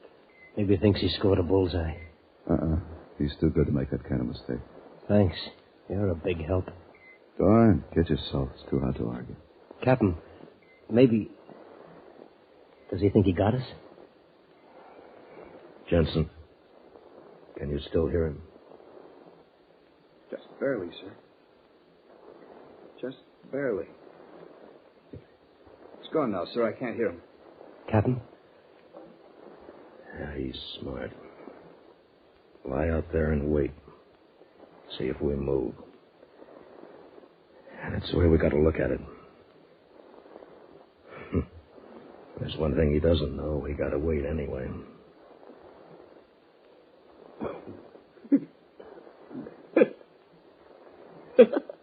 All right, settle down. You're all right. I'm sick of this. Someone should open the window. It smells terrible in there. Shut him up. Shut him up. It's all right. I'm all right. You better go to your bunk. No, sir. I'm all right. I like it here. I wouldn't know what was going on in my bunk. 14 hours. 14 hours and the destroyer's still up there. Only he can't be heard now. But there's a sense, a feel to it, like an animal in the night that isn't seen. He's sunk subs before and knows how long a sub can hold out. The physical things, battery power, air, life is gauged on those. But the men, the captain tells himself that he can hold out as long as necessary, but the men can take just so much. Which is worse, a depth charge attack or waiting for the next one. Captain. Yeah, Mendoza. Diving plane working party just about complete a repair. Oh, what about it? Waiting for an answer, sir. Chief of the party requests permission for one smack with a 10-pound sledge. No. What? Is he crazy? You can hear that through the water for 10 miles. Chief says one good smack would free the plane, sir. Sound. Hear anything? Fish, sir. Just fish out there. Captain, maybe he has gone. If the plane's working, sir, we'd be our own boss again. Frank? You're the captain, sir. What's the difference? Don't let him, Captain. He'll hear it. I know he'll hear it. Sound, make a full sweep. Nothing, sir. Nothing at all. Okay, Mendoza, permission granted. One smack. Thank you, sir. Diving plane party. Permission granted. One smack. Make it good. Acknowledge, sir. Stand by. I can hear that all the way to Tokyo. Echo ranging. I told you! Shut up! I'm coming again now! He's gonna get us! Shut him up!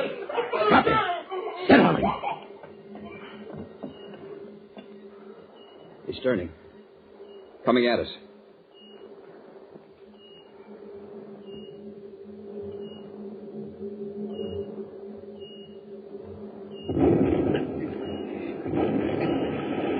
He's dropping the way to starboard. He didn't get the range. He's not sure.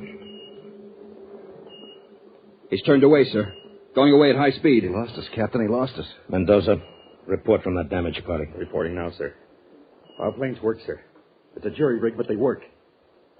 Captain, you think we could try to get out of here? Let's do it, Captain. We got the battery, but not much longer. If we can get up there, sir, even if he's still there. We got torpedoes. It's better than being blown apart down here.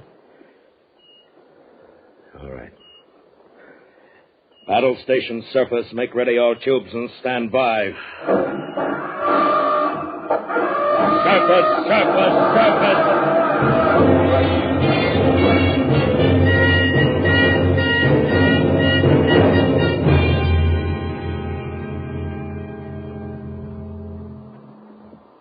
30 feet. Leveling off.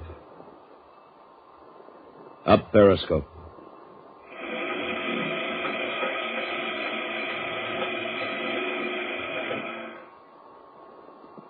Stand by, looking around.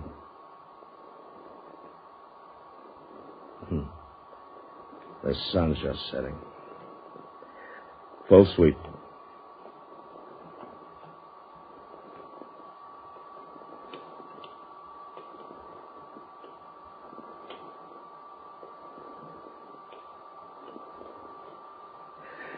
Surface, stand by, all tubes ready on all 4 engines. Hatch is clear. All right, open her up. Let's get some air.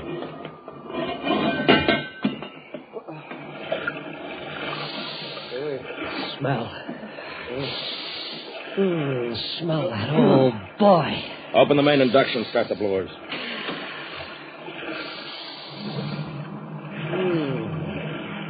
Can't see anything. We're clear. Nothing to port. Wait a minute. What? Look at the sea, Captain. Out there. Oil. Oil as far as you can see. Debris. Take a big ship to put out that much junk, Frank. You see it, Captain? That's why that baby gave us such a working over. You know what it means? Yeah, I see it. That's why the escort broke off attack. Probably went back to pick up survivors. Well, what do you know? Conning tower, pass the word. We got the carrier. Right full rudder. Set a course for home.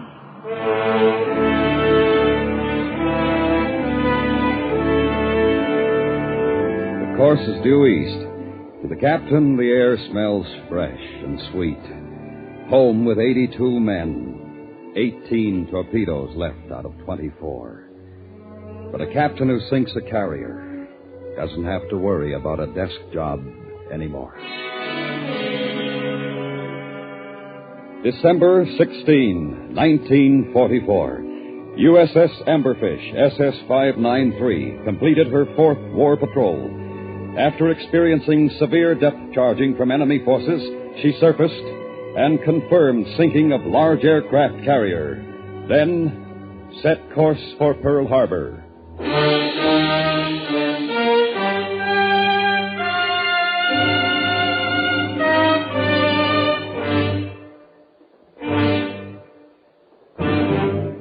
Under the direction of Anthony Ellis, Escape has brought you Pressure by Richard Chandlee, starring William Conrad as the captain, with Larry Thor as the narrator. Featured in the cast were Bob Sweeney, Hy Averback, Herb Ellis, Jerry Hausner, Frank Gerstle, Kurt Martell, and Eddie Firestone. Sound effects were by Gus Bays, Ralph Cummings, and Jack Sixsmith. The special music for Escape is composed and directed by Leith Stevens. Next week... You are seated before the dials of your radio receiver, listening to a faint voice from the blackness beyond, while the one who speaks with words of friendship is debating the destruction of your world. So listen next week when Escape brings you Michael Gray's exciting story, The Invasion.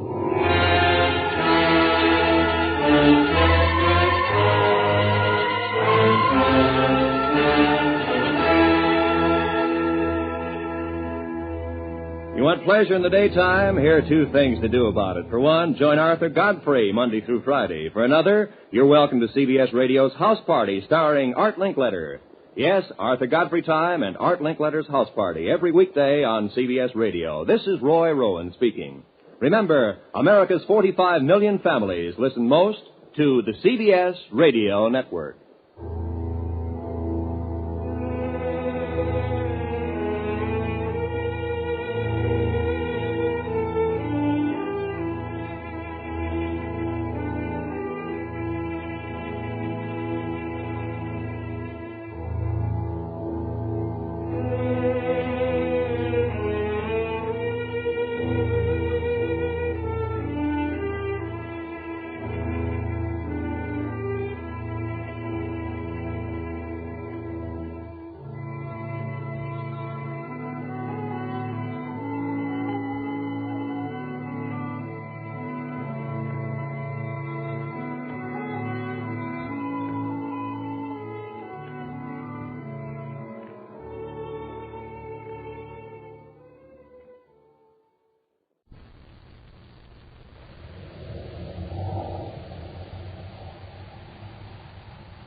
Wheat checks, rice checks, and good hot roastin' present Space Patrol! High adventure in the wild, vast reaches of space. Missions of daring in the name of interplanetary justice. Travel into the future with Buzz Corey, Commander-in-Chief of the Space Patrol! In today's transcribed adventure, Buzz and Happy have made a forced landing on a new planet beyond the outer reaches of the solar system. As they cautiously explore the jungle region, they hear the thud of huge feet and a terrifying bellow. Glenn, look, what is it? A dinosaur, a prehistoric monster. It's coming this way. Get back to the ship, quickly. It's easy. It's after us. You got to get to the ship before it tramples Oh, us. would our ray gun stop it? There's no time to experiment. Into the ship. It's almost on top of us. Close the hatch.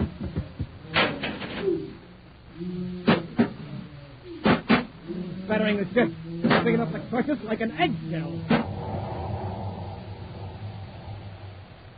We'll return in just a moment with today's exciting Space Patrol adventure, The Menace of Planet X.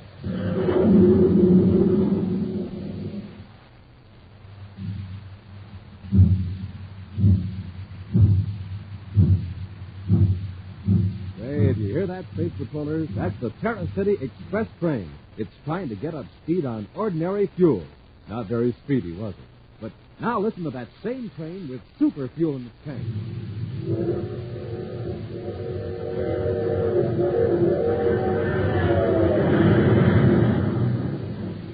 Yes, sir, that train's really traveling now because it's supercharged with super fuel. Now, without a good breakfast, gang, you can't go very fast either. But with super fuel in your tank, why, you're supercharged. Here's how Buzz Corey gets up ahead of steam in the morning. He has a good breakfast with Rice Chex or Wheat Chex, the super cereals that help to supercharge you. For taste, they're terrific. For size, perfect, because they both have that modern bite-sized design. So, gang, get off to a quick start in the morning the way Buzz Corey does. Eat a good power breakfast with Rice Chex and Wheat Chex and get supercharged. In the red and white checkerboard packages with the mysterious magic space picture on the inside. Rice Chex, Wheat Chex.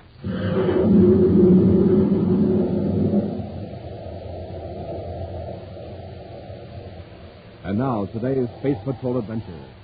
Rumors of a strange planet beyond the outermost regions of the solar system have reached Commander Corey. Space pilots relate fantastic tales of a weird world, shrouded with mist, a world of glaciers and jungles, where monstrous beasts prowl and do battle. A Space Patrol agent has been sent to the area to check on the stories. But as the hours pass and the agent fails to return, Buzz and Happy blast off from Terra to search for him. Now, in the lonely void, billions of miles beyond the Pluto orbit, the commander and Cadet Happy scan the viewscope screens. According to the investigation chart, Commander, we're 12 million DUs beyond the point where Simmons was last heard from. You mean his last intelligible message, Happy? There was that garbled signal 3 hours later. Yeah, but Major Robertson wasn't sure it came from Simmons. Only about 3 words came through clearly. Whether it was from Simmons or not, it's worth investigating if it came from this far beyond the solar system. Yeah, whoever sent it must have been having hallucinations if they thought they saw a new planet. If there was one out there, we'd have sighted in the viewscope by now. Well, we can't be sure the message said a new planet had been sighted, Happy. All we know is the planet was mentioned. Well, do you think there could be one way out beyond Pluto? Well, the Space Patrol has more urgent problems than proving or disproving the existence of a new planet. The last 4 months, more than 200 people have died, chiefly from the outer planets, Pluto, Neptune, and Uranus. And so many spaceships have disappeared that people are afraid to make trips out beyond Saturn anymore. It might be meteors big enough to blast a ship to pieces without leaving a trace. Well, that's one thing we don't have to worry about, Happy. This improved repeller ray can deflect most of the meteors we'll ever encounter. Happy, there's something in the viewscope. Simmons ship. No, it's too big. Turn on the electronic mass computer. Yes. Now focus on that tiny dot at the edge of the screen. That's it. It's too big for a meteor, Happy. It's a planet. A planet nearly the size of Earth. And these rumors were true. Yes. If Simmons came out here, he must have seen it. Happy, we're heading our ship for that unknown planet. Planet X. Planet X, a world so remote from the solar system it has escaped detection by the most powerful space telescopes. A world at this instant emerging from myth and legend into reality. But there is one man who has known of its existence for some time and has kept it a secret.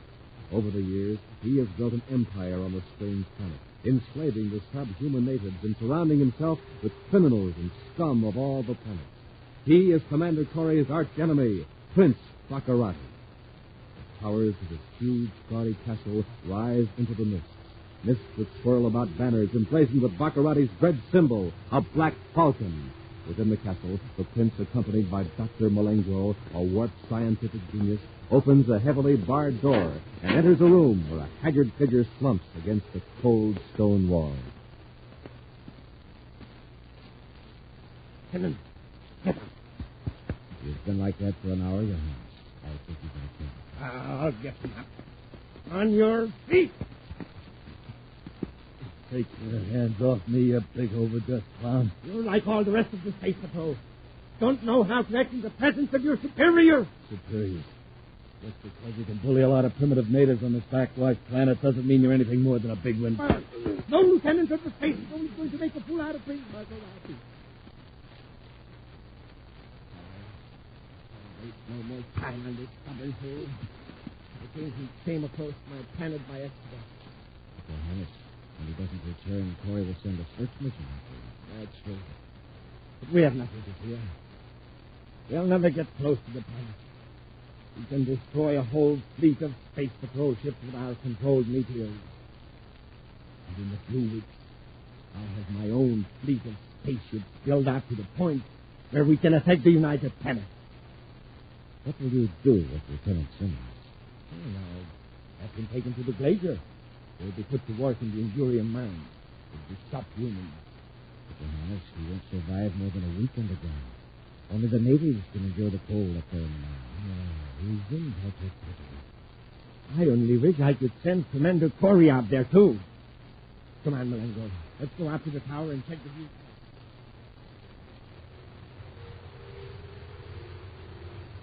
Returning to the tower of his castle, Prince Baccarati sits before the control panel, watching an enormous view-scope screen that covers an entire wall. Sector by sector, the sensitive instrument scans the black void between Planet X and the solar system. Beside the prince stands Dr. Malingro, smiling proudly at the instrument that he's created. Your hour of triumph is close at hand. Millions will tremble at your name. And Mercury, Venus, Terra, Mars, the Earth. Stop your planetary roll call. Look at the screen. Isn't that a spaceship? It is. It's a Space Patrol ship.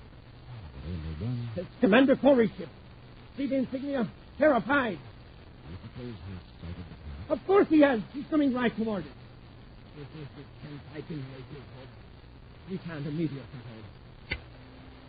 What is that, huh? Now, go the beam out toward the meteor belt. Now, you'll see how Prince Baccarati welcomes visitors.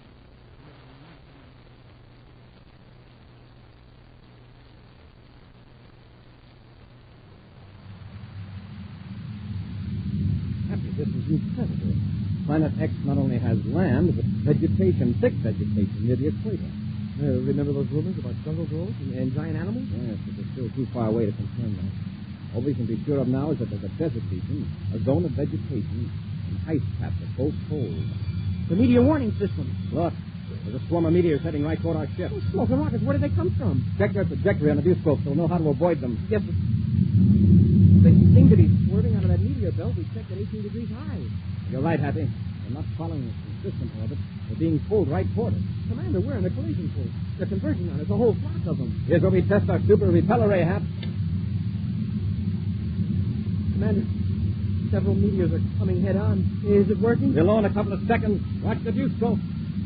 Look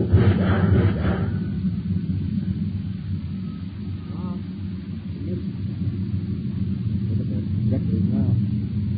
Super repeller rays scattering in all directions. Well, what made them come right toward us in the first place? We weren't anywhere near their regular orbit. Oh, no, Happy. But this might explain why we haven't had a reply from Lieutenant Simmons. Yeah, he didn't have a super repeller ray on his ship. No, he didn't. But there's a chance we may have landed safely on Planet X. We'll circle the planet and keep calling him.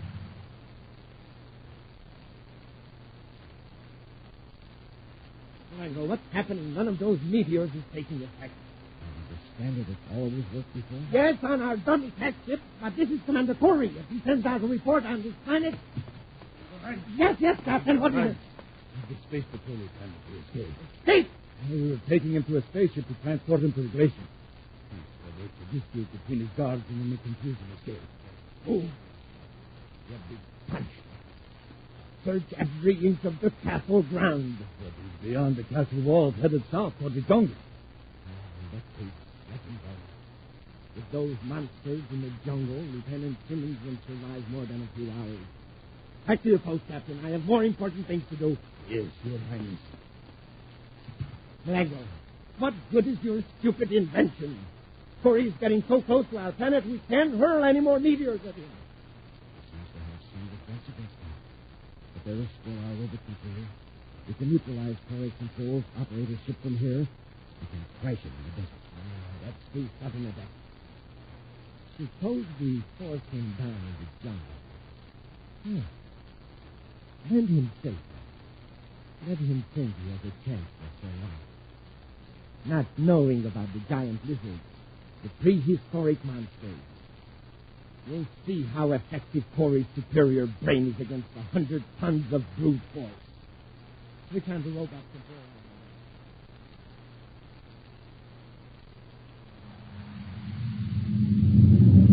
Change our vector. He's trying to, sir, but the ship won't respond. Let me try.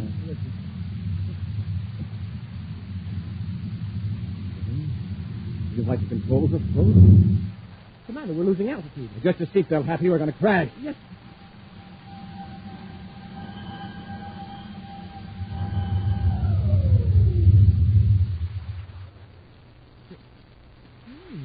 What happened? We just had the luckiest crash landing on record. You mean the ship landed itself? Yes. Right in the middle of the jungle. I'm sure lucky the rockets cut out when they did. It would have been smeared all over Planet X. Hap, look out the nose for it. Those are birds. Tropical birds. Just like I know. There must be a breathable atmosphere on Planet X. Now, that's a break. We may be here for some time. Let's get out of the ship.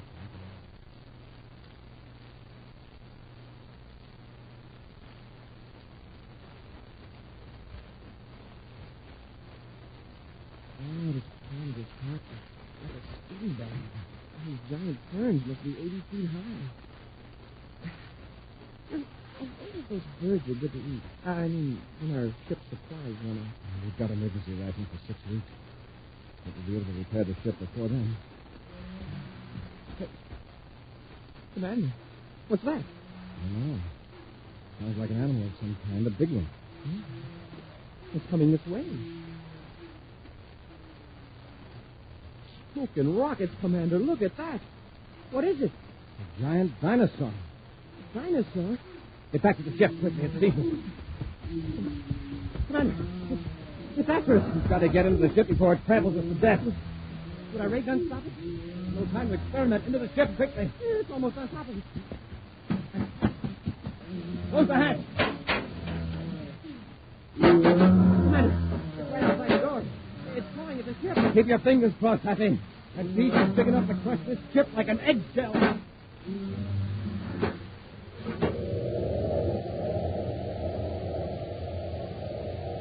We'll return to Space Patrol in just a moment. Hi, gang. This is Captain Dick Tufeld reporting. Say, how about a briefing on space talk? So you can talk like a regular space patroller, okay? Here we go. Hot rockets. Use it instead of oh boy like that. Hot rockets. Look at that boy pedal that bike. Here's some more space talk, gang. Supercharged. That means wade into a good power breakfast with rice checks or wheat checks, so you can have the zip and rip of a space patroller. And, gang, that's exactly what Buzz Corey wants you to do. He wants you to supercharge every morning. So just have yourself a hearty breakfast with rice checks or wheat checks, the super cereals that help to supercharge you. Good? Nope, they're terrific. And remember, they're the cereals with that mysterious magic space picture on the inside of the package. So supercharge, gang. Get checks today. You just can't be without them. And hot rockets, are they ever good?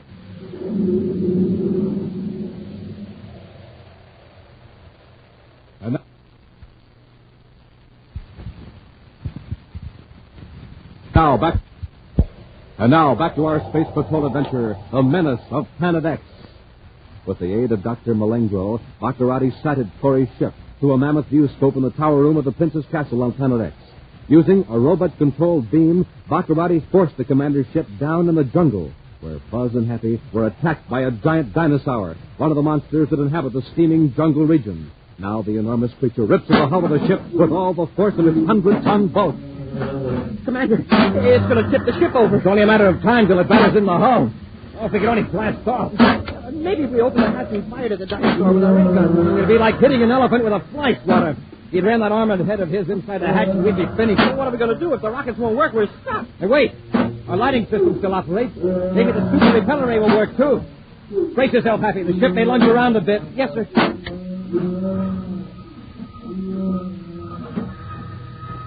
It's working. It's propelling him away from the ship. Wow, look at him go. Look at the plants out there. They're bending away from the ship like a strong wind we're blowing. Yeah, and the birds, they're leaving, too. Uh-huh. Oh, it's lucky you thought of that repeller ray, sir. A few more blows and that dinosaur would have caved our hull in. Well, that ought to discourage our giant friend for a while. All the books I've read say the dinosaurs are extinct. I guess this dinosaur can't read. Yeah. Happy. Look out the viewport to the north. It's like smoke rising up out of the jungle. Oh, it does. A thin column of blue smoke. I can barely make it out against the mist. It's too damp here for a fire to start naturally. Yeah, but how else could it start? Simmons, maybe. Let's have a look. You mean go out there, sir? Outside the ship? Of course. You can't find out anything sitting here. Oh, yeah, but what about the things? The animals? We'll keep under cover and move as quietly as possible. Meantime, several miles to the north, Prince Baccarati watches the giant viewscope screen in the tower room of his castle. Mile after mile of jungle moves across the screen. Then, as the prince makes delicate adjustments, the vegetation becomes transparent, and the dark hull of a grounded spaceship looms up in the tangled growth of tree-high ferns. A smile of triumph is on the evil face of Prince Baccarati. Behind him, a door opens, and Dr. Malengro hurries in. There's trouble in the north, in the glacial region. What is it now? The slaves in the Endurium mines. They have taken over base camp number 2. They have weapons and supplies. Oh. I'll order an attack immediately. Fate can't revolt against Prince Baccarati. May I remind your Highness that you would lose most of your men in an attempt to regain control of the base camp? The rebels are in a position to fight off all opposition and sabotage the mines. You're right. Well, then we'll put Plan C into operation immediately. Plan C? You mean blow up camp number 2? Of course! Any one camp is expendable. When its destruction will save the other 2. We can handle the whole operation from this tower. The turn of a switch here, a cosmic explosive, and camp number 2 will blast the rebels to bits. But, Your Highness, some of your men may still be alive in the camp, captives of the rebels. Well, if they're unable to protect my interests, they are of no use to me. First, we'll broadcast the demand to surrender. If they ignore it, well, they will serve as a lesson to others who try to oppose Prince.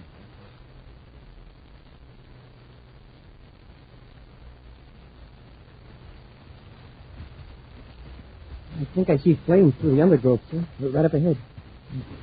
Oh. Happy, hear that? Yes, sir. Come on.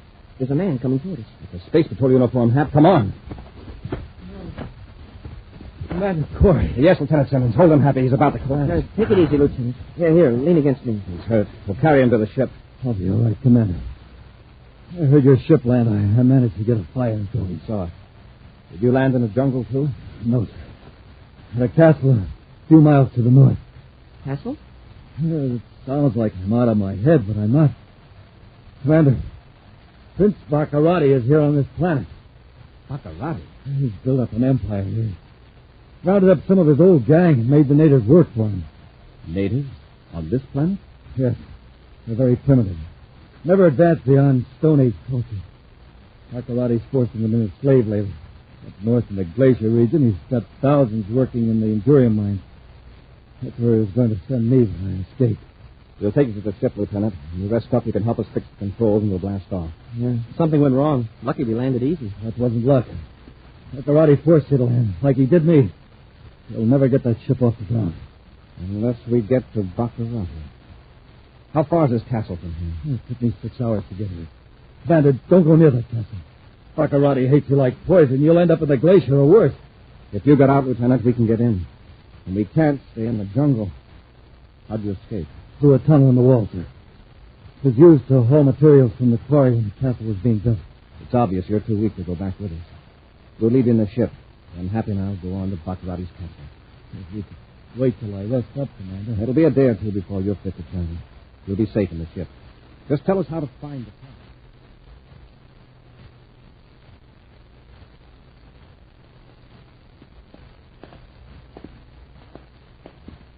We're nearly at the end of the passage. What part of the castle does the tunnel lead to? The sub-cellar. We'll work our way up to the main tower. Have your ray gun ready. Yes, sir.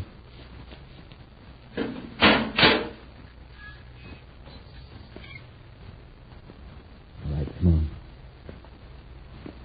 Well, there isn't much light down here. No. Take those stairs at the end of the cellar. Stand right here. Huh? Don't try to turn around, either of you.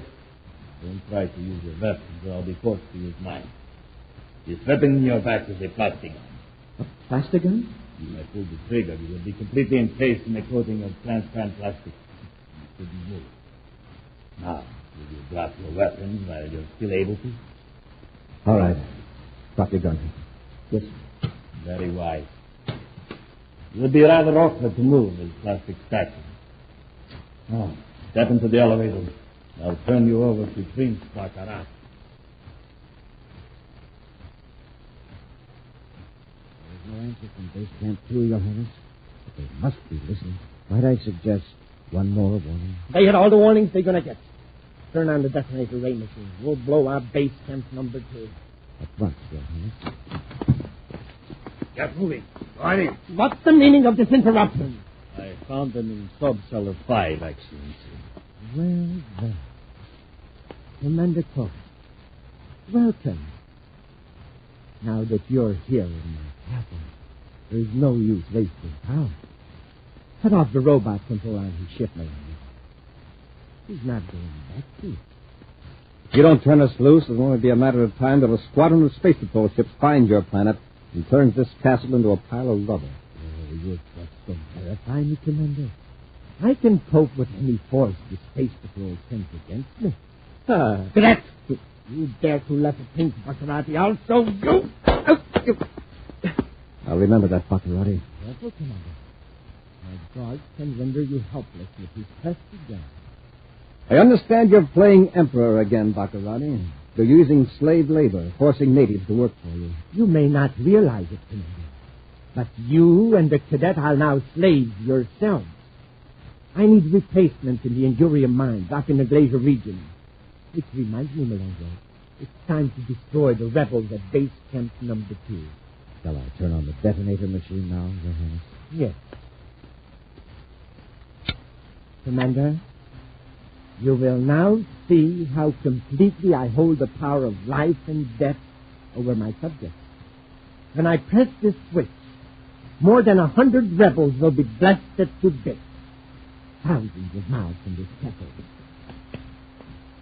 What's close? Hap, jump the guard. Oh, get away from that machine, Baccarati! Commander, they're getting away. Let them go. Right now, we've got to smash this machine. Get the guard's plastic gun. I've got it, sir. Now, let's get Baccarati.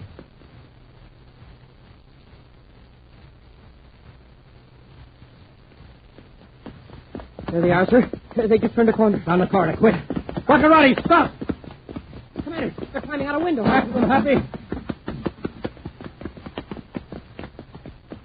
There's a ledge out there, Happy. Swan, we've got to go after them. Yes, sir. Easy now, Happy. Wow, what a drop. There's a river down there. Press close to the wall. Work down the ledge. They're blocked. They can't go any farther. Baccarati, better give up. Commander, he's got a plastic gun. So have we. And Baccarati can't fire without hitting Malengo. That's right, Corey. Commander, look at Malengo. Baccarati shot him. He's covered with plastic. Smoke and rockets. Baccarati pushed him off the ledge. His own partner. What's this, Commander? He's pointing the gun at himself. Baccarati, don't be a fool. Get to him, Happy, before he falls off the ledge. Too late, Commander. There he goes. Now he's down into the river. They fell just like statues. Well, I guess that's the end of Prince Baccarati. Come on, Happy. Let's get off this ledge. Got to work fast. If we dodge Baccarati's guards, we can get back to our ship before dark.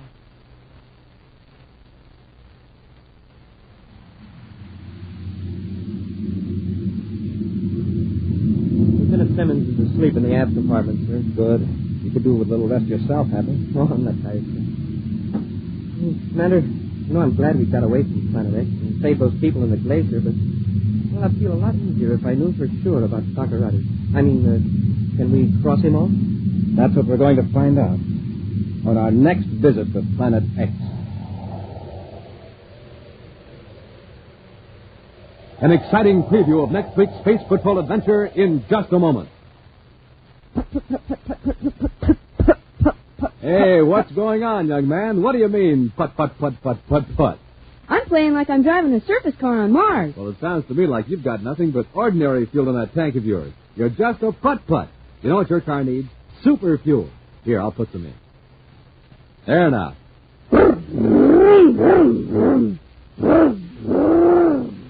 Gosh, my surface car is supercharged now. See you later. Yes, sir, Space Patrollers. For supercharging, it takes super fuel. And that holds true for you, too. Ordinary fuel for breakfast, you're just a putt. Super fuel for breakfast, you're supercharged. That's why Buzz Corey has Rice Chex, the super cereal for breakfast. Rice Chex, crisp, golden shredded rice biscuits in that modern, bite-sized design. The cereal that brings you a mysterious magic space picture inside of every package. Try it today. Delicious, bite-sized Rice Chex, the super cereal that helps to supercharge you. And now, a preview of next week's exciting Space Patrol adventure. Buzz and Happy have made another visit to the mysterious Planet X. They had just landed in a robot ship, hoping to thwart an attempt to obtain Space Patrol's secrets. As two men in work clothes approach the ship, Buzz and Happy wait with ray guns drawn. Keep behind the bulkhead until we find out whether they're friendly or not. Yes, sir. Quiet now. I'll be out ahead.